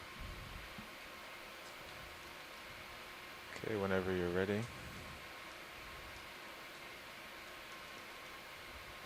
Our current depth is 2,033 meters. Temperature in the water column is chilly 3.4 degrees Celsius. For those of you who like the Fahrenheit scale, it's that's about 37 degrees, I guess. 38 degrees. It's very cold. It's very cold. It's very cold. However you define it.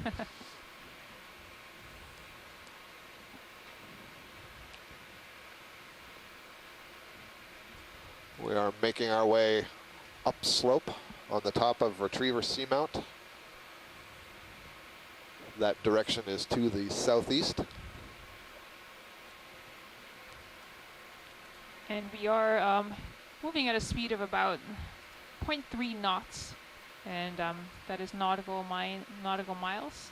And that works out to a speed of about 9 meters per minute.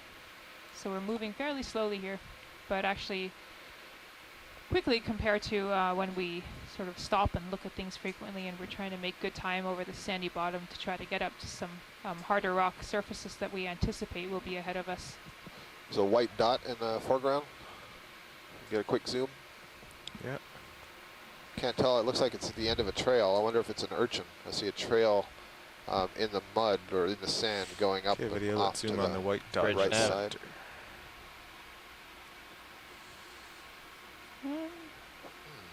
Or an urchin test, maybe? Almost looks spongy that. to me. Oh, it does look spongy. Copy. Huh. Did Can't you guys quite tell. copy that in the Is bridge? it a Yeah. shell? Yeah, I can't tell. I mean, it has the feel of a sponge from this distance, but Could get a little closer. yep.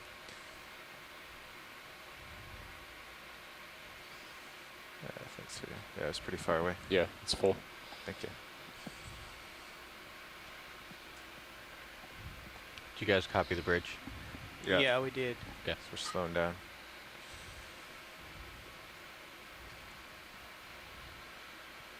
Okay, ready when you are. Okay, go for it. I'll keep moving a little closer. You can see several brittle stars partly buried in the bottom here with their arms extending from the sediment. Well, there's a little clam, isn't it? That's a little bivalve. Oh yeah, it is. You can see there's sort of a black rim on the bottom.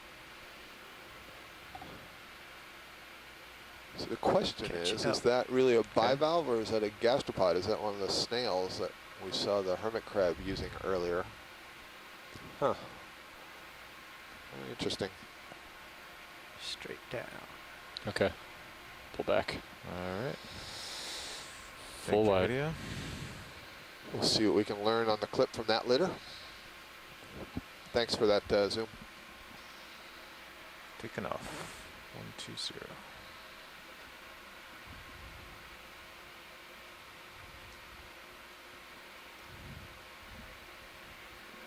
Nice dust off there. Thank you. Looks good. You can see Flowers of D2. the individual thrusters. Mhm.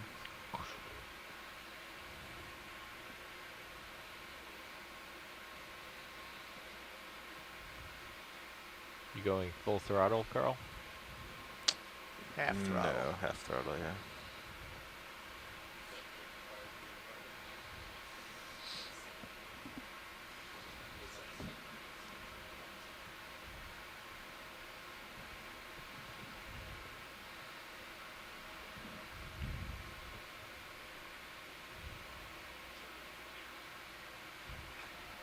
There's a little bump at full.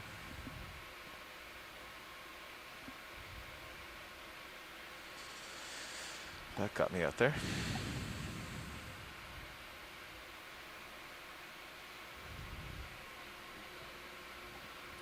So if we're slowing to 0.2, we're not likely to actually make it to the steep section of it. Oh, yeah. Okay.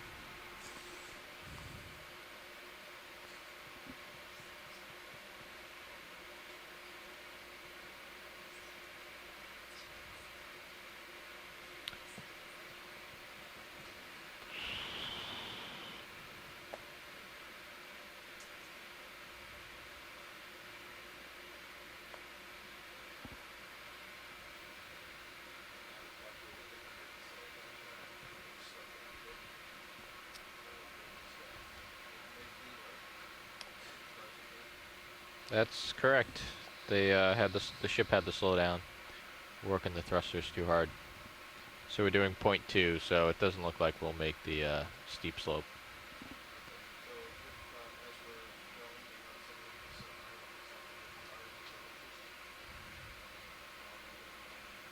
Copy that. I'll zoom on this creature here. This looks like a 6-armed asteroid. 1, 2, 3, 4, 5, 6. Yes, indeed.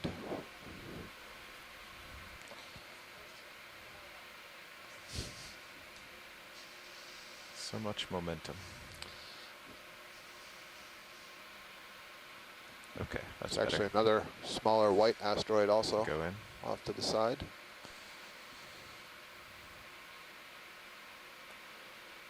So again, this is, well, we've got 2 different classes of echinoderms in view here. Pull The out a bit. small ones in the foreground that are partly buried are the Ophiuroidea, also known as brittle stars or snake stars, and the larger pinkish red one is Asteroidea, commonly known as sea stars or starfish. All right, you can go in now. The asteroids use the tube feet that are underneath the That's arms good. and grooves. You might just be able to see them towards the end of the curved up arms.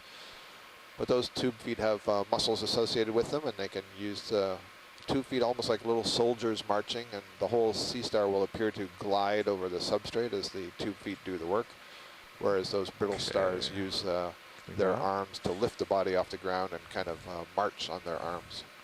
I was doing that without setting down, but it wasn't as successful.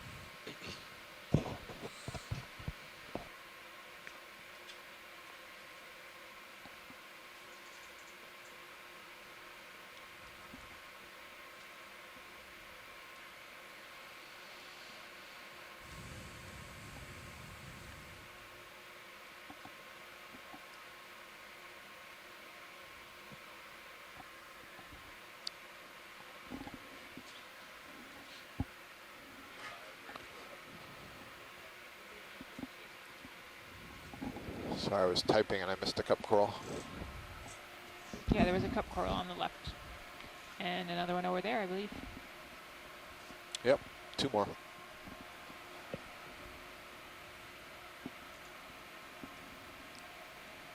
To our left from the Sirius camera, you can see some ridges. It looks like 2 ridges.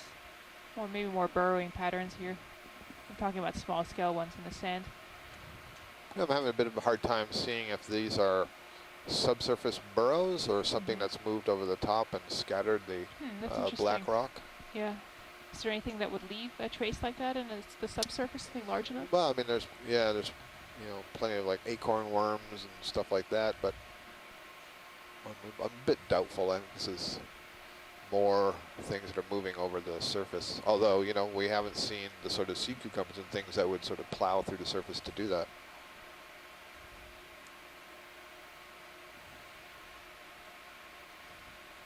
Good. Good, Bridge. Copy that. Thanks, Sean.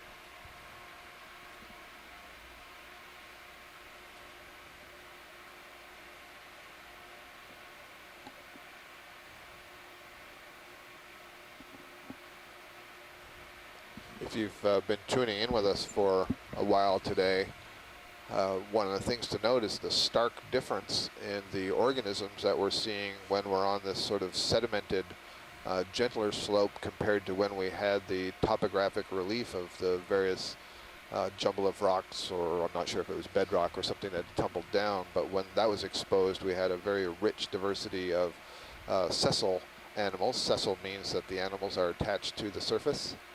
They can't walk away. Things like corals and sponges and so on, and we saw a variety of different kinds of invertebrates that were associated with that community. So the sessile fauna requires the hard substrata, really changes the diversity and changes the obvious diversity that you can see. If we were to take a sample of the mud here, there's no doubt that if we filtered it through a sieve and looked at the scale of the organisms that were only millimeters in size or less, we'd find plenty of stuff. But in terms of what we can see in the video, the hard bottom areas are where we're seeing more diversity.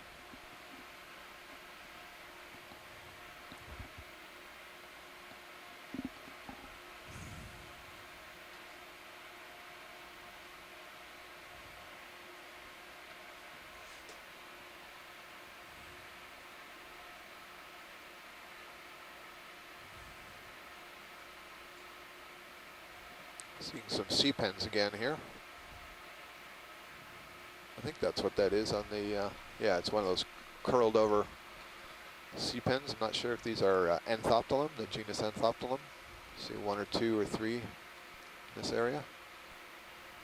Might be something on this one. I see something red on the upper surface of this sea pen. Alright. I've got a moment, so I'll land here. There's, well, cup corals down there as well.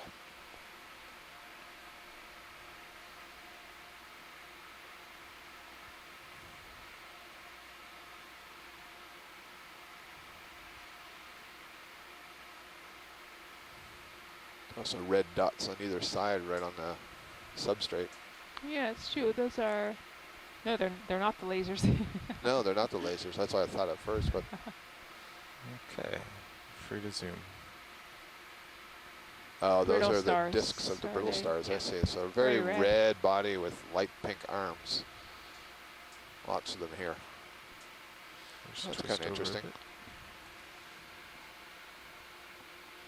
All right, so there's nothing actually on the sea pen. Those were just around it. You can see a little mysid, though, a little mysid shrimp. That's called a possum shrimp, swimming just at the end of the sea pen, dancing off near the You wanna do tentacles the of top the sea first, pen. full zoom? That's a really nice image. It's beautiful. Nice little guy. Yeah. That's at that. full zoom. Alright.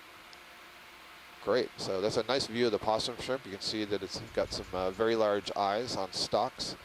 And if you sort of see it from the side, it looks like it's kind of fat possum shrimp, like amphipods and isopods, are all members of the Paracarida. And all of those crustaceans Is it fun have a focusing on that little marsupium, guy? which is a little brood chamber. So they have plates underneath the main part of the body there, which is called the thorax. And when the female releases her eggs, she keeps them in that marsupium, and they develop there until they hatch. So in that way, using that bit of morphology, Focus that's on the something base. that in scientific terms we call a synapomorphy. That's a feature that it shares with the amphipods and the isopods, and tells us that evolutionarily that shrimp is more closely related to those animals than it is to all these other shrimp that we're seeing, like the nematocarcinid shrimp or the Penaeid shrimp that you eat. They all have the same basic morphology Anything because else they you want swim here, in the video? water column. They're somewhat elongated, but they're not each other's closest relative. We're fine. That's good for me when video's done. Give it time to move, so pull back. Yeah, thank you. Pull wide.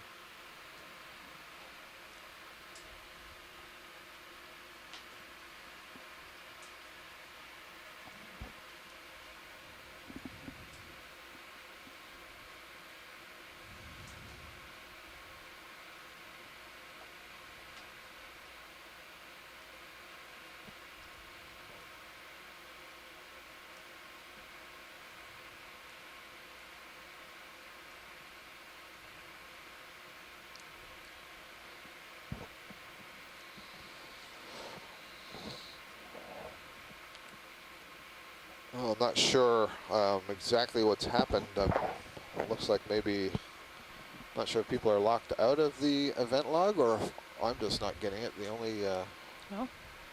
entries seem to be, at least for the last 2:49, at least for the last 15 minutes or so. Oh, I see. Well, we've got one message from shore, and there's Brendan next door, and Amanda. Okay, so folks are still there. They're just listening in, waiting for the hard substrate, no doubt.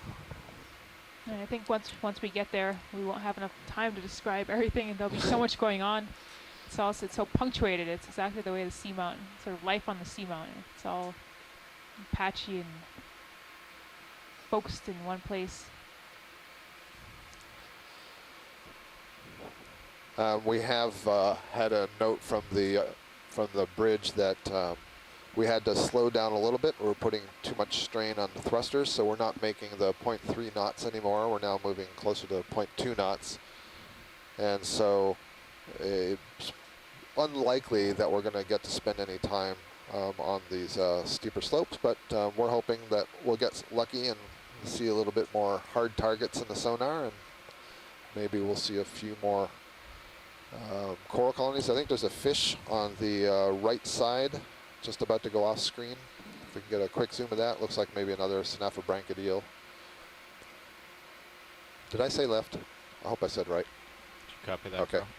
Phil? What's that? The fish lower right. You just went off screen. Oh, I Yeah, was you looking went at off this screen. rock. Do we want to go back and see the No, fish? no, I think it was one of the Synapomorphy eels again. That's okay, thank you. Yeah, Okay. video stand by on There's a Sirius jellyfish. cam. Looks like it's Okay. hovering just underneath the tether in the It's Sirius coming cam. into the light here.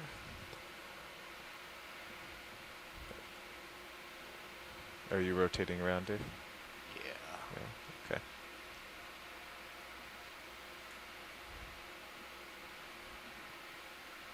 Hoping to get lucky. Hmm. Just out of the light now.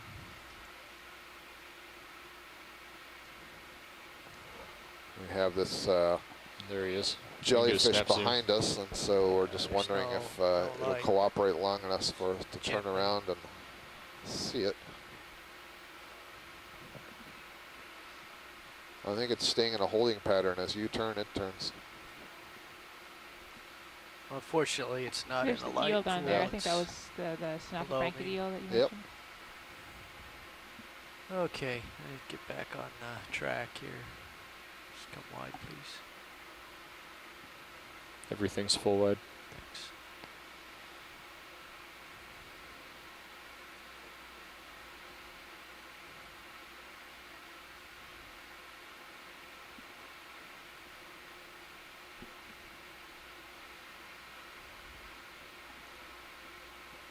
There's something pink swimming in the water column here. A little mysid shrimp again. That's what we were just looking at on the sea pen. A couple of cup corals. Are you zooming the ROV These camera? look like Yeah, kind I was of. just focusing. Yeah, I was furrows noticing. again, or- Yeah, again, some I don't know Saturns. if, Something move. right, I don't know if maybe there was some feeding trace and that's somehow concentrating or winnowing. Yeah, I little wonder. I pebbles. mean, it's not constant enough that it's a sort of a current acting over the entire slope, but I guess it's possible that currents could act. Yep. There's something Looks like it's running more common up across here the on bottom. this part. It's gone now. Probably current related.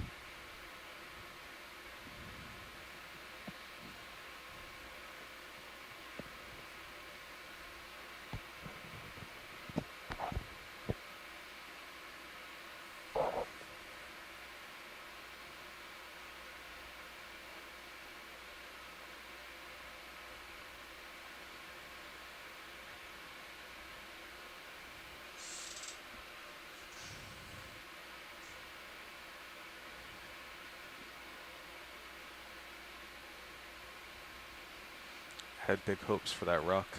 It's the only thing on sonar.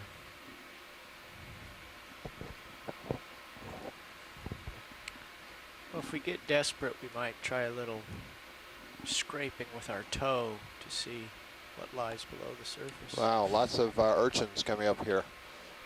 A whole herd of them.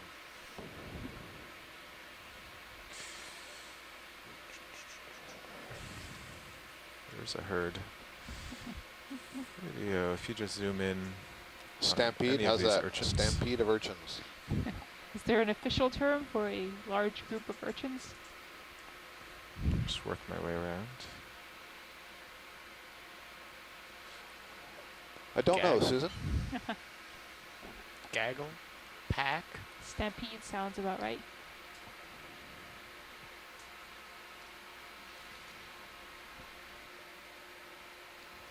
Flock?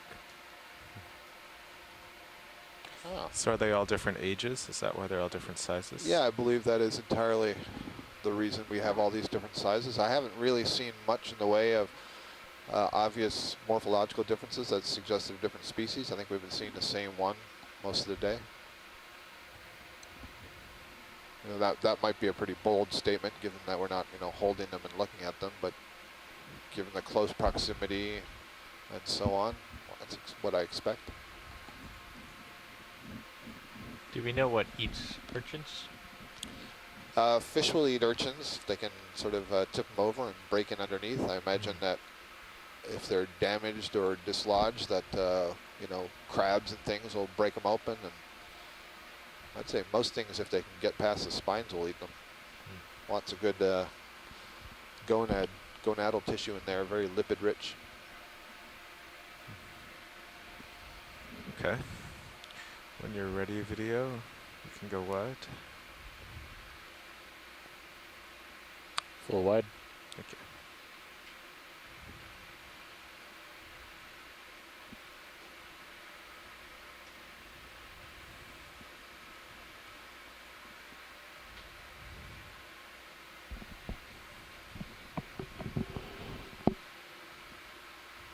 Interesting, they seem to be localized to that patch there. Mm-hmm. I mean, I still see some, but in the distance, they're sort of petering out. But right in that area, there were a lot. We're just passing over on the lower right, there's another cup coral. And Rian Waller, who's at the University of Maine, she studies the reproduction of deep sea corals, suggests that this may be in the genus Caryophylla, this cup coral, Caryophylla. And she notes that these species of cup corals, the larvae will settle on tiny pebbles. And then as they grow, they essentially overgrow their pebble, and so they're just kind of anchored in the mud or the sediments.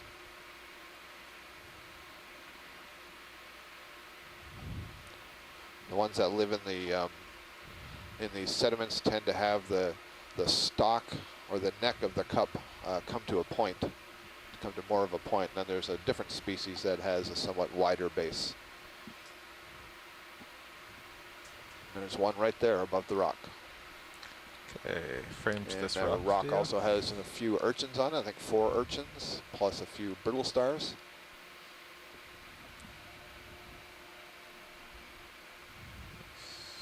Just bring my head over a bit.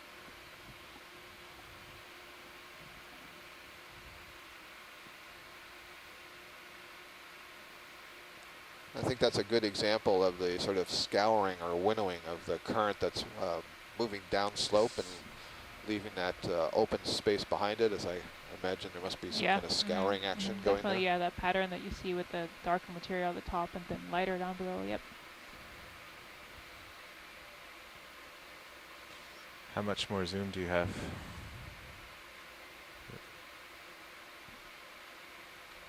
Go up to this cup coral.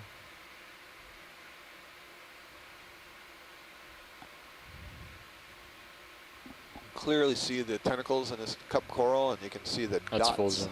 Great. in the transparent tentacles. Those dots are collections of nematocyst-bearing cells, cnidocytes. And the nematocyst is the little stinging structure Nice that's framing. produced by the cell. And you Pilot. can really see the mouth very clearly there. Nice It's framing. kind of slit-like. Thank you. And the bright Was it white supposed to be patches a that you third, see are the skeleton two-thirds or that is underneath the soft tissue. Here in this focal plane, you Move can over to see the sea the urchin. spines very nicely on the upper side of the arms of those brittle stars. And now you can see the articulating spines of the sea urchin, and you can see the more flexible tube feet moving between the spines. Oh, this is one of these urchins that also has the pedicularia. So on some of these structures, it looks like there's a short spine and then almost like a pair of claspers at the end. These are pedicularia, and there's muscles associated with them, so they can close those. They can clamp down on He's on the move. various particles and perhaps use them to And so should we capture be. prey items. Very nice view. Interesting perspective I've got on you here. Close-up Carl. details of some Full of those wide. organisms. All right, thank you.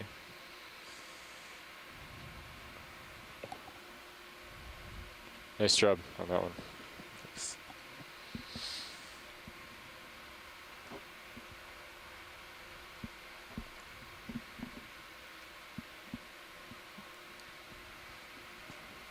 This is Nav, go ahead. Copy, 100 meters.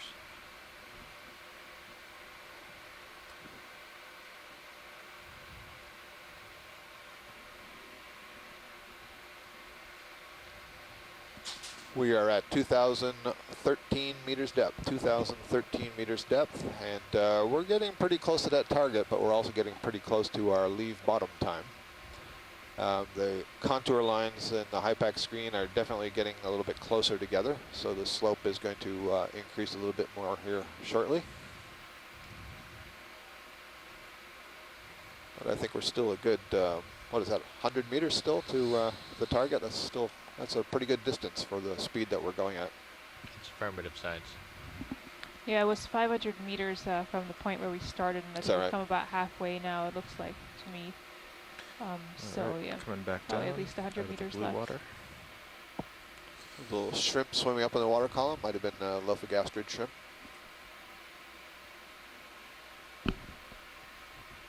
And some gelatinous organism that just swam off to the left.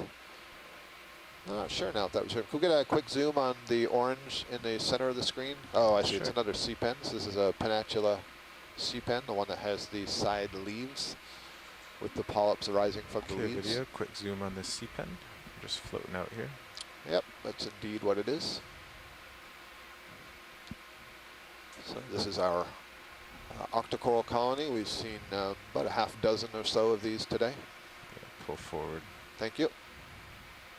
Okay, one more quick zoom. Another quick zoom video as I drive over.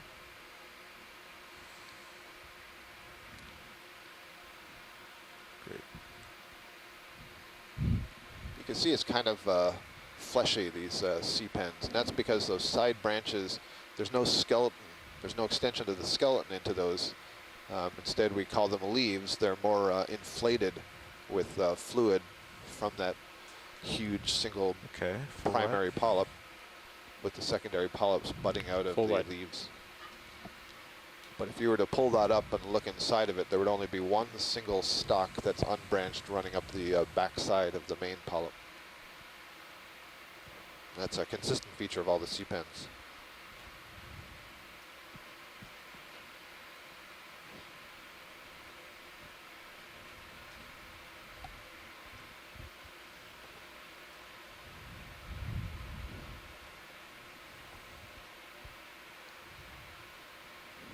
Looks like some overturned sediments down in the There, lower yep, left another one of corner. those burrows.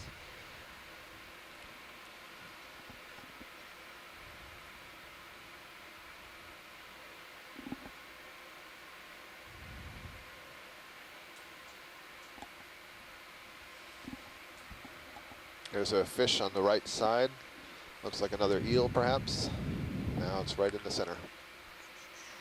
zoom on this fish.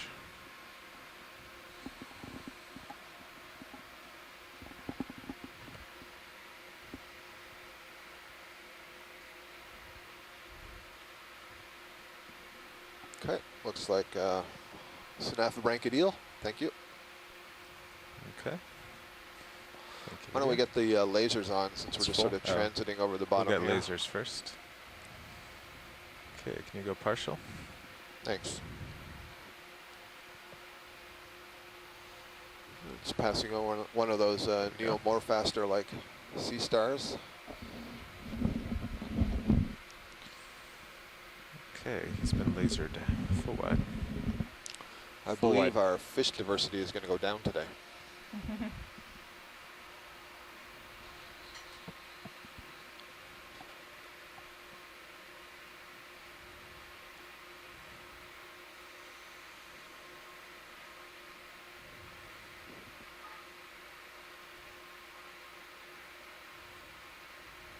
Another cup coral.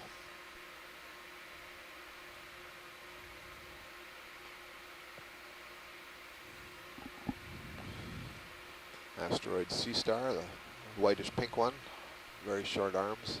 We've seen those several times.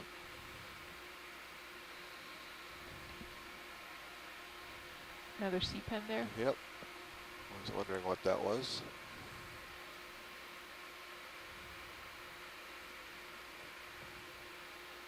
And this is this is another sea pen curled over, the Anthoptolum-like.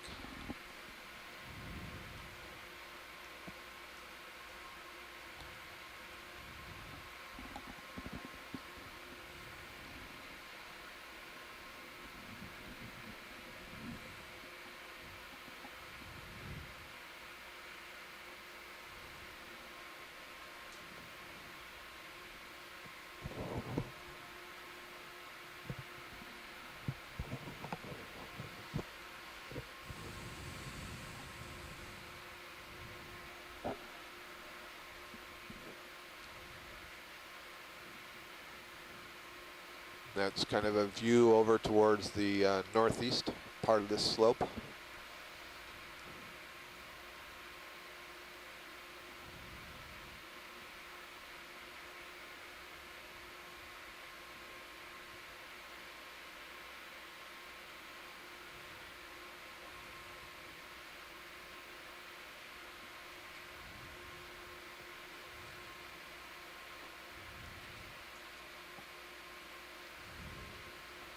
very small fish, probably a cyclothone, just down below us.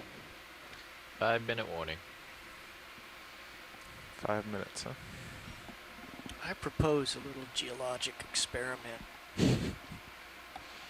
Pilot's option. What's that? Unusually shaped Disturb rock the where there's a bigger sediment one so that buried in the Susan can sand. see what's below the surface. Just take your toe and drag it sideways a little bit and then back it up and have a look. Okay, let me get recentered. That's correct.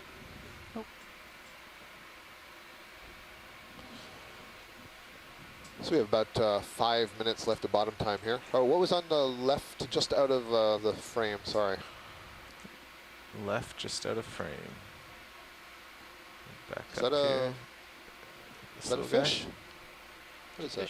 Good Yeah, I eye, guess it is a didn't see fish. Looks like a fish. Yeah, it has a shadow below it. Yeah, Is that might be a halosaur. Yeah, You see yeah. the way That's it's. a Go in on this fish. I'm not sure. Its tail is way up. Yeah. Yeah, that's a halosaur. Okay, thank you. Any more watch lead? Nope. Okay, full wide. Full wide. Gonna grab that. Will you grab that halosaur? Thanks. Some urchins on an exposed rock here. Cluster of them, 5 or 6. Oh, and here we come, Well, another should big we patch. stop the Another ship stampede move? of So urchins. serious, We're we'll still stop looking for the right before we. word for this. I see Yeah. we have a turn in also, so we're gonna have to do Yeah, that. Perhaps easy it's stop, a I pin think. cushion of urchins. Bridge, RV nav. Can we come to an easy stop, please? A field of urchins. Thank you. That seems almost better.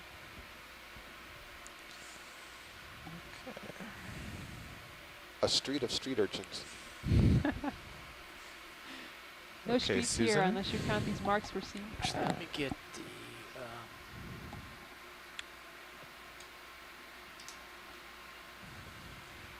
mini Zeus down on your foot. Another halosaur, I think, straight ahead. Snap zoom on this fish video. Oh, there's something also right in the foreground. So no, that's an eel. Sorry, not a halosaurus. Okay. That's an eel. And then Okay. just back out the go Come. wide again for a moment. Come out a bit video. There's something orangey just in front. Yeah, right there. The Oh, center. yeah. This might be a black coral as opposed to a sea pen. Ready when you are. I'll actually set down for this because I was going to set down anyway.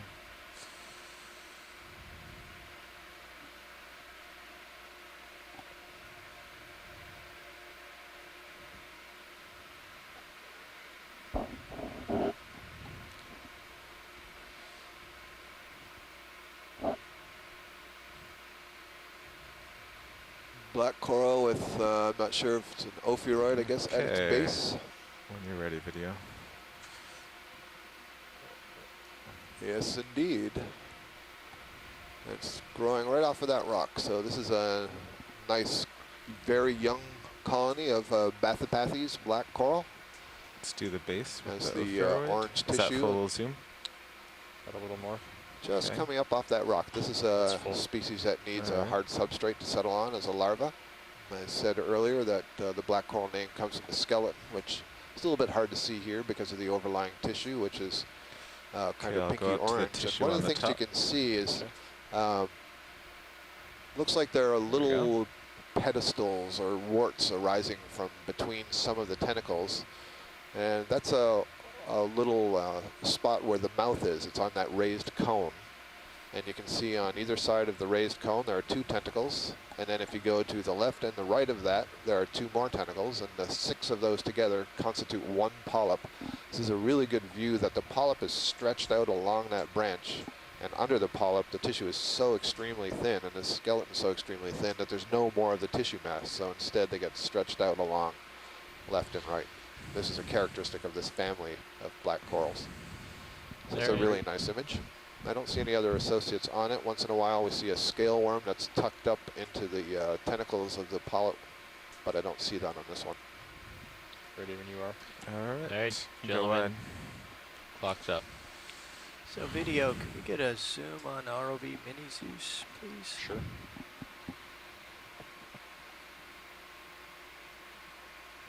Or you just want me to back up now? Yeah, give it just. I think we're maybe I should turn this over to little Susan. more. Going to do a little experiment here and Just try see, to ram the scrape some sand out of the way, see what's under the surface use there. the bottom skid of the ROV to probe into the sediment here and Oh, okay. get a feel for what it looks like.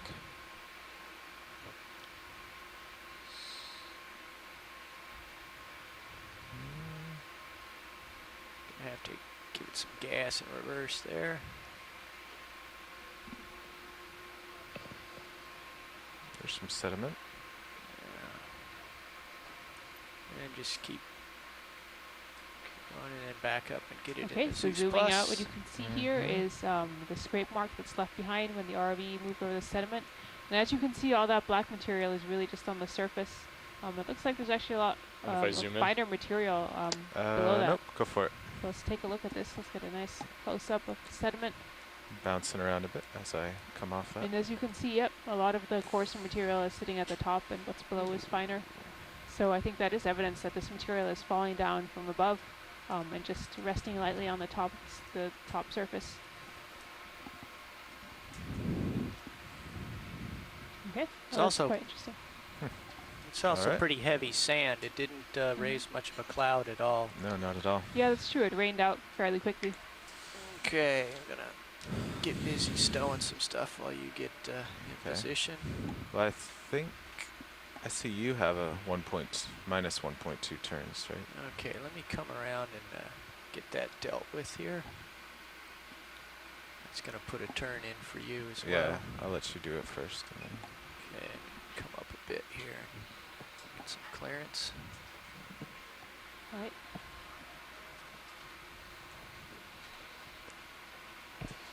And Nav, will you just let us know when you're leaving the bottom? Roger. yeah, watch lead. We're taking a turnout now, so I'll keep the view of the bottom for a couple more minutes, but then we'll be taking off. Very good, thank you. I mean, very good, thanks, pilot.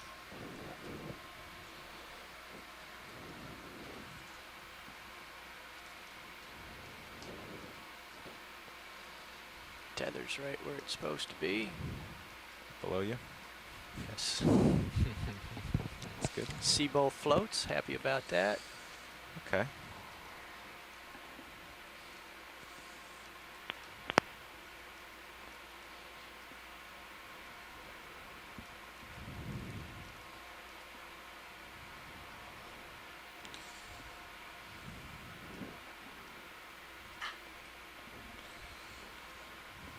And my turn's almost gone here. I'll be lined up with the ship momentarily. Can you tilt your camera down a bit to get Coming me? down. Alright. So again, our goal here, as we sort of set out to move quickly across the sediment, was to get to a hard rock target ahead of us. There seem to be some steeper slopes much further ahead of us, looking at our navigation. But unfortunately, we have run out of dive time. It probably will not be possible for us to get to that hard bottom area, unfortunately. Do you want me to wait a moment for your swing arm stowage? So we have been diving today on Retriever Seamount here in the western North Atlantic. We are currently at a depth of 2,002 meters, sitting about 3 meters above the bottom. So almost, well, a little bit more than 2 kilometers deep, so 1.2 miles deep. And we have been down on the bottom since about 8:30, excuse me, 9:30. 9:30 this morning Eastern time, when we landed on the bottom at 2,135 meters depth, and we have been traversing a fairly gentle slope since that time. We encountered a couple of outcrop areas where it had significant relief and lots of exposed hard bottom, and on those bottoms we saw some very diverse colonies of sessile organisms, many different kinds of octocorals and black corals and glass sponges and desmosponges and lots of other organisms that were associated with them. We saw some king crabs and some red crabs, some nematocarcinid shrimp. We've seen a few fish, not too diverse the fish today, but I remember various cutthroat eels and halosaurs. We saw the one chimera. We've also seen an interesting contrast between the kind of sediment that we see here on the seamount and what we see in the canyons. Again, sort of our scrape tests and sediment pokes have showed that this is much coarser sediment. We're seeing dark fragments, pebbles that have eroded from above, whereas in the canyons Happy about we all had that. a lot of really fine silt and mud that just hung in the water column if we stirred it up. Whereas here it really settled out fairly quickly. This is a factor of the sediment source. Again, here we mostly have hydraulics carbonates, secured. so that as Alright. calcareous organisms settling down from above. I'll And we have drive probably under, some and also some looks like input the tether's of well clear. Yeah. terrigenous material, so that is sediment from the continent that Carry is on. carried out here by currents. And I have to share this with you. Casey Cantwell, who is our web coordinator on shore, says that she received an email from one of the viewers that a group of sea urchins is called a vagrant. A vagrant of urchins. Yeah, I can That's interesting. almost picture them there with their broken shoes and floppy hats. Very Yeah. interesting. Thanks, Casey. All right, watch lead. We're coming off the bottom now. Very good. So we are on our way to the surface. Oh, that information was from Martha in Massachusetts. So thank you, Martha, for tuning in and for contributing that bit of knowledge. So this is Scott France, University of Louisiana at Lafayette, your biologist for the day. And this is Susan Schnorr from Oregon State University, your geologist for the day. And on behalf of the more than 30 scientists who have been tuning in and the instant messaging system and the ROV crew and the crew of the Okeanos Explorer, hope you had a good day and hope you will join us for Push the out future fries. dives on this leg. We're going to be trying to conduct our dives until October the 5th we or are. 6th. Yep, that's right. Auto as head weather is allows, off. of As course. weather Always allows, keeping an eye on the and weather. technical challenges, but lots of exciting stuff to see here. And if you haven't had enough, Starting please up. do go to the website and check out all of the still images and the video clips and all kinds of cool stuff from this dive and from previous expeditions. Okay. So until tomorrow, we're signing off. Thanks for joining us.